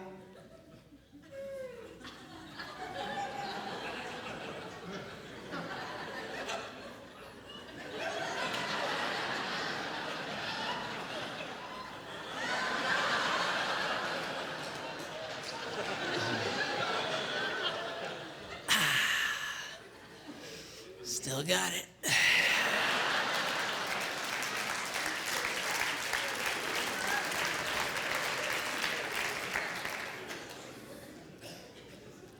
A lot of women, they can be such a drag because their husbands try to be nice to them and compliment them and be sweet. Nah, don't say that. Nah, I'm ugly. Nah. And you know, why do you do that? Here's a secret. You want him to like you. Why are you pushing him away? And it's, you know, that's such a drag. Ladies, do you know there are 3 billion women in the world who don't look like supermodels and only 8 who do?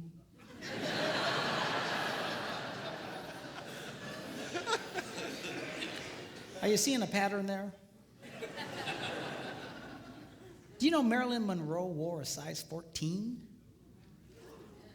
Not too many guys going, oh, I don't know, she's a little chubby, I think, for me.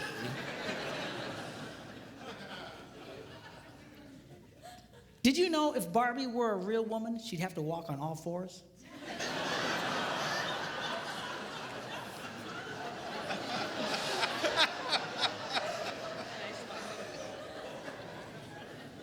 Explain it to her later, okay? I don't understand. Okay. Do you know the models in magazines, they're airbrushed? Do you know what that means? That means even those women don't look like those women. You're constantly staring at these pictures, comparing yourselves to these perfect women. Man, I'd get depressed too. Man, my wife will buy one of those women's magazines. They're like this thick. It's like an encyclopedia. 98% of it are just ads. Pictures of other women. Beautiful, gorgeous, airbrushed women.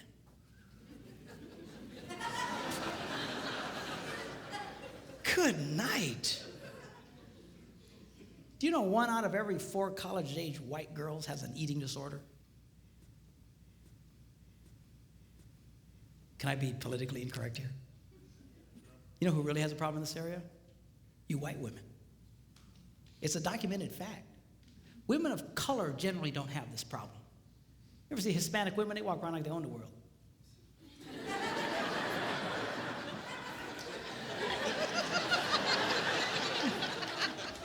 Black women, they carry themselves.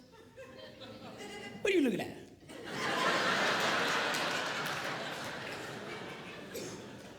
Typical white woman. I mean, come on. I was watching this movie with Steve Martin and Queen Latifah. You seen this movie? She's like the hot babe in this movie. She's a healthy girl, Jack.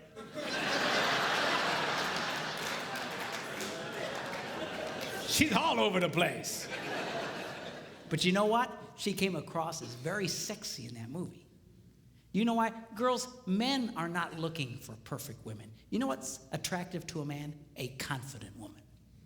When women carry themselves in a confident way like that, it's very attractive to a man. And you just be who you are. Just carry yourself with confidence. So you're not perfect. So what? Nobody's perfect. Even the perfect women aren't perfect. Now, tomorrow, I'm going to be sharing with you when we do our little talk about sex.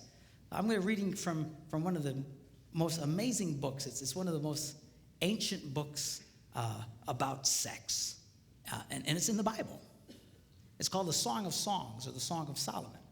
And it's a very sexual book. A lot of people miss it because they're very poetic.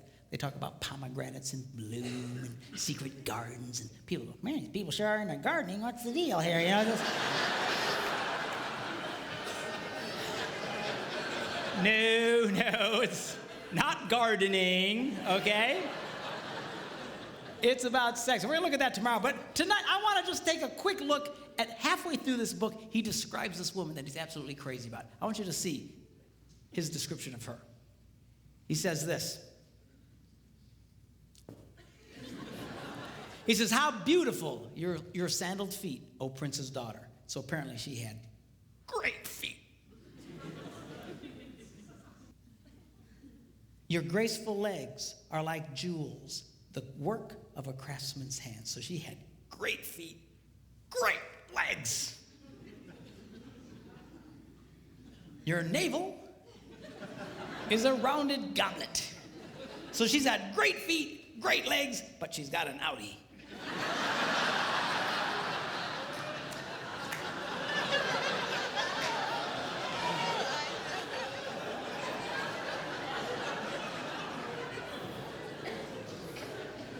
Your waist is a mound of wheat.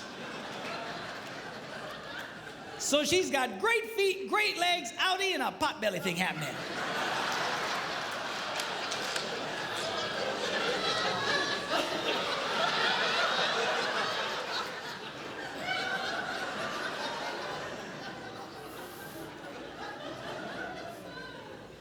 Your two little itty bitty breasts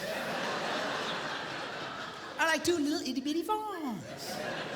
So she's got great feet, great legs, outie, pot belly, and little boobs.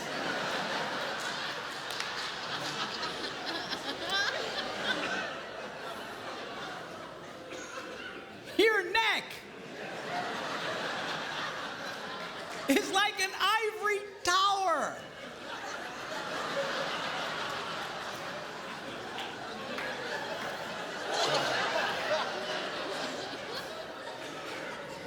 So she's got great feet, great legs, outie, pot belly, little boobs, and a big neck.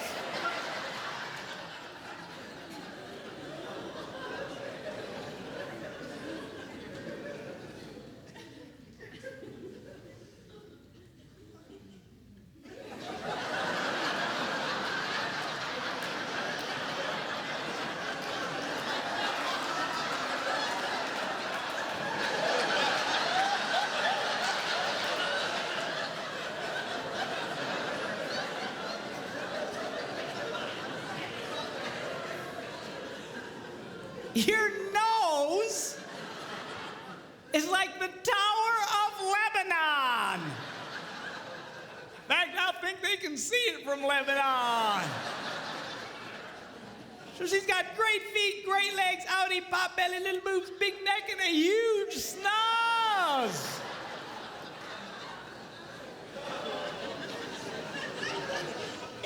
What does he say about her? He goes, oh, how beautiful you are. And how pleasing, O love, with your delights. He was crazy about this woman. Men's brains, women's brains. Give, give, give, take, take, take, give, give, give, take, take, take, give, give, give, take, take, take. By the way, on this area of give and take, a lot of women have really been, and I'm speaking particularly Christian organizations and Christian women's clubs. You know, they have these Christian women's retreats and stuff. I call them estrogen fests. And they're wonderful. They're great if you're a woman, I guess. But you know, a lot of you, I know what they're trying to say, but a lot of you have really gotten bad information, or at least faulty information. This is what's being said in a lot of these. What they're saying is unconditional love demands an unconditional relationship. Unconditional love demands an unconditional relationship. You should do anything for this man. You should just put out for this man. If he wants sex, no matter what, just give it to him. Just la la la la la la la la. It all sounds spiritual and it all sounds wonderful. The only problem is it is patently false. Unconditional love demands a conditional relationship. The Bible is nothing if it is not a one big gigantic list of conditions. Are you hearing me? Well, doesn't God just love everybody? Yeah. Whosoever, God so loved the world that he gave his only begotten son that what? Whosoever believes. Conditional. You actually have to do something. Yes. You want God to get close to you? You know what the Bible says? What do you have to do? You have, conditions. You have to, the whole thing is unconditional. I'm sorry. Yeah. An unconditional relationship will destroy your marriage. It will destroy any relationship. An unconditional relationship with a child will create a hellion. An unconditional relationship with a teenager, he'll destroy himself and take everybody he can with him. It is not healthy. It is not good. It is not holy. It sounds right, but it is not right. You girls need to get comfortable with this idea of taking in your relationships, putting some conditions. Now, the stronger the relationship, the stronger the conditions can be. You need to be careful. All right? And I know I'm putting a lot of weight on the girls tonight. I'll beat up on the guys tomorrow. But, the stronger the relationship, the stronger the condition. You got to be careful. It's kind of like, if I play hide and seek with my grandsons, you hide behind something, that they can still see you. All right, come and find me. And they'll, you don't play hide and seek with a 2-year-old and run into the basement and hide under boxes. Because he won't get it. He just, so you got to watch the conditions. In a healthy relationship, you can have higher and stronger conditions. But you're not going to get there if you just never require something out of the guy. Okay? And some guys, they don't like any condition. But guys, this is healthy. It's not right for her to constantly be giving to you and never getting anything back. And girls, you can change that, but you got to get comfortable. This is healthy for your relationships to take back. Most guys don't mind you taking back. What we get frustrated with is you expecting us to be like you. We're just going to do this cosmically like you. We're going to somehow interpret your internal feelings. And we don't do that well. Okay? But you've got to, this is a healthy thing for you. I had a lady at a conference just a few weeks ago. She's crying her eyes out. And I said, what's the matter? She says, my husband, he'll never talk to me. I says, never. He never. If he would just talk to me just for a little bit, I'd feel so much better. And she just cried. I said, how's your love life? Oh, it's okay. I said, let me see if I get this. A man who never talks to you, when he wants sex, you just give it to him. Yeah. I said, well, why do you do that? Well, because I'm supposed to. That's what we're told. I said, sweetheart, you've gotten bad information. Well, doesn't the Bible say we shouldn't deny each other? Of course. But denial doesn't mean, or acceptance doesn't mean you can't have conditions. Here's an example. If you're trying to get a mortgage for your home and the bank calls you up and says, hey, you have been accepted. We have approved your loan. You just need to come sign some papers. And they hang up. Have you been rejected or accepted? You've just been accepted, man. You're excited. Cool. But you have to go do what? Sign some papers. You don't go, stupid bank. They were going to give me that money, but I got to sign papers. I mean, come on. I said, the next time your husband wants to make love to you, you say, honey, I will knock your socks off. But we're going to talk for 5 minutes first.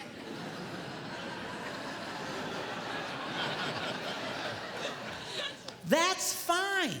That's healthy. You can do that? Yeah, you can do that. And most guys don't mind. Again, get us in that position. Start taking back from us. But again, you got to be careful. You got to be careful. If your relationship's real weak, you can't be demanding real heavy things. The stronger the relationship, the tougher you can be. Here's an example. My wife, we have a very good relationship. All summer long, she's been telling me to kill the spiders in the house and in the garage and the outside around the house. We live near water, and spiders love water, and there's spiders everywhere. And I went and bought the poison and stuff to kill them, but I didn't feel like doing it.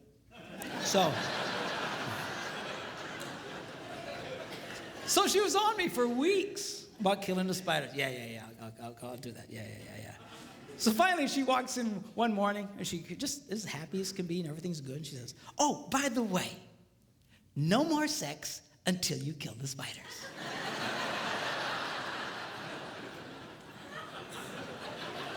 And she walked away.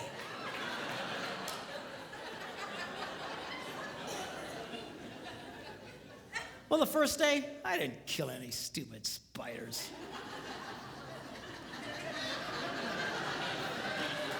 Second day, I didn't kill any stupid spiders.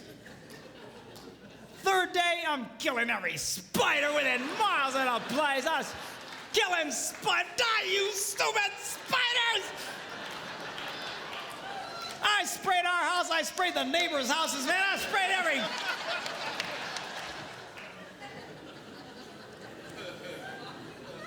Did I want to do it? No. Did she care? Nope. And she's getting stuff out of the boy.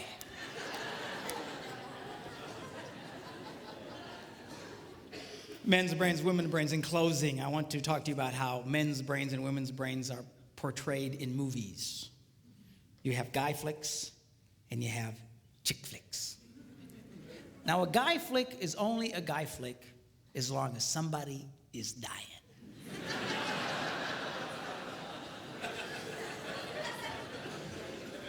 And the more horribly they die, the more we love it. You know, some guy gets his head chopped off, we go, "Oh, yes!" Dude, rewind that, man. This is, that's gotta hurt. Play it again, man. We love it. And you know what? This appeals to all men of every culture around the world. There is something that God put in the heart of every man that just lights up at the idea of living your adventures and conquering your adversaries and going for your dreams.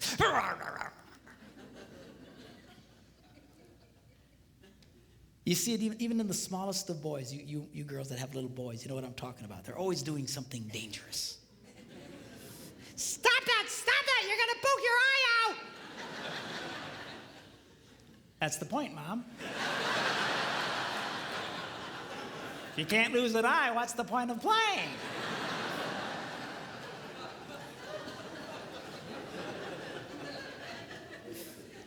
It wasn't a woman who invented football. And we like that. There's something just blesses the heart of a man when he watches one man kick another man's butt. Yeah! Light up on the inside. Just we love it. I believe God put that in. I'll tell you, you can't possibly read the Bible and not see that God is a first-class, number one, grade A butt kicker. Not a chance. Even at the end of the Bible, it says someday Jesus is going to come back and he's going to be riding on a white horse and his robes are going to be dipped in the sweetest perfume that he got from Bath and Body Works. Is that what it says? No. Robes are going to be dipped in what? Blood. And all the men go, "Oh, shit." Dude, blood. That means somebody's going to get their butts kicked. We love it. Now, women's movies, chick flicks, are a little different. Chick flicks are about connecting the wires.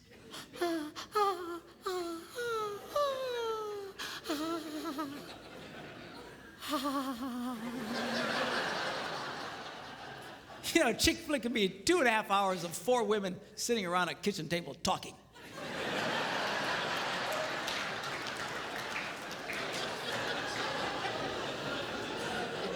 And she'll be watching it going,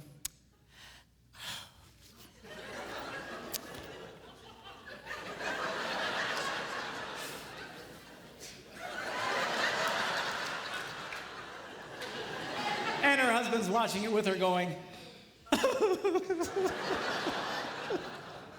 want to kill myself. This is stupid movies. But she just loves it. And these movies, they appeal to all women of every culture in the world. Why? There's something God put in the heart of every woman that says, connect the wires, connect the wires. It's all about relationships. It's relationships. One of the reasons why married men make more money than single men is that married men become more skilled in their relationships and become more successful in life. They become more valuable to their employers.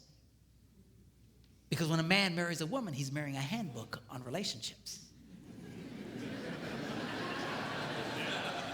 It's true. It's absolutely true. Single men remain as they came into the world, clueless.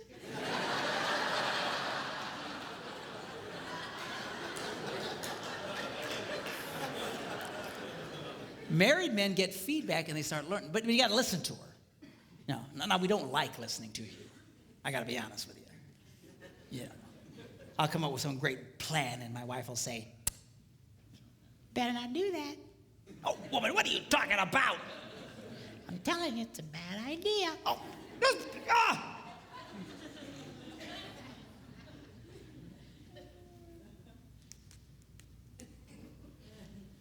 Yeah, you guys. Yeah, we better not do that. Yeah.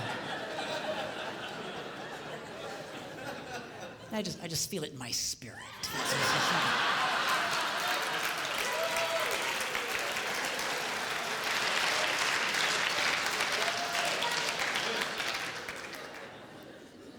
Now, as different as the chick flicks and the guy flicks are from each other, there is one theme they both share that is the same, and that is this: the hero always goes back for the girl. You see it in the guy flicks, man. They're just fighting their battles, and they're on the edge of victory, and suddenly the hero starts to pull back, and his men say, where you going? And he says, going without me, boys. Ugh, I got something I gotta do.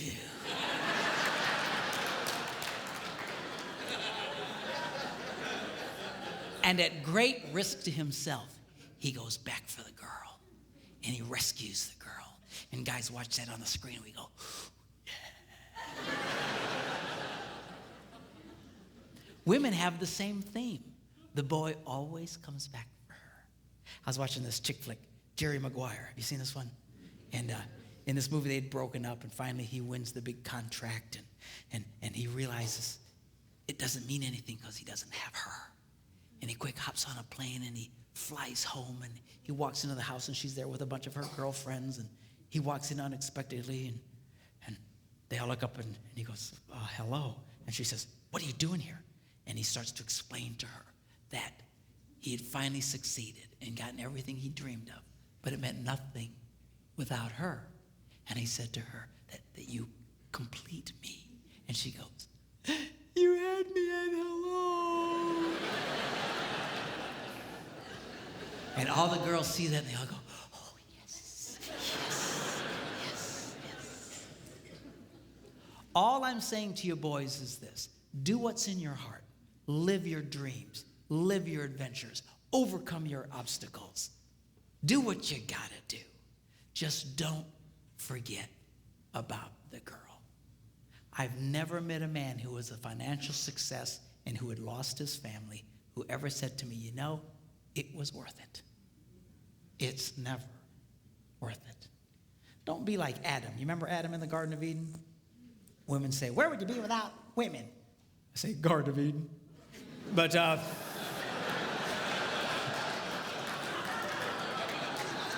it's just a joke. I know it's not fair. Really, Adam's job was to guard the garden, to take care of the garden. He fell down on the job. When that serpent came around, he should have kicked that thing out on its butt. I don't know if serpents had butts, but they don't now. When God takes care of you, man, I'm telling you, lose your butt altogether.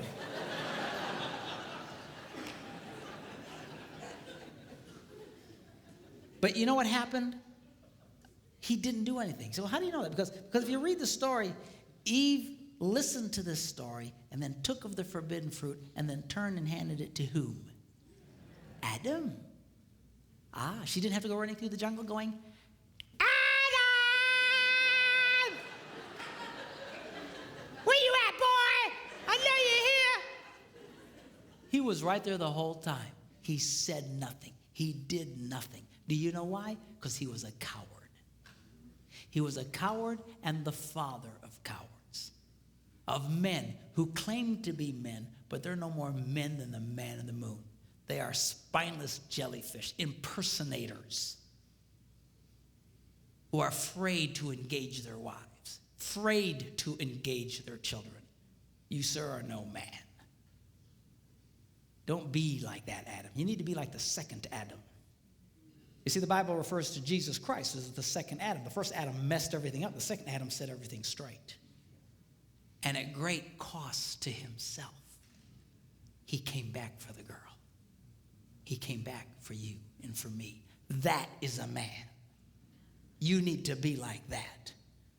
Live your adventures, yes. Go for your dreams, yes. Overcome your obstacles, yes, yes, yes. Just don't forget about the girl. Don't get so caught up in your puking little life you forget about her. You start working too late at some point, you just stand up and start heading for the door. All the guys will say, hey, where are you going?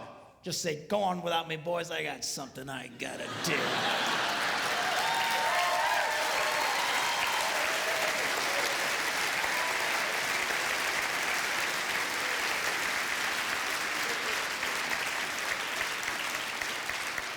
And then go back for the girl, surrounded in the camp of the enemy by wild monsters. You mean like in the movies? No, I mean your children.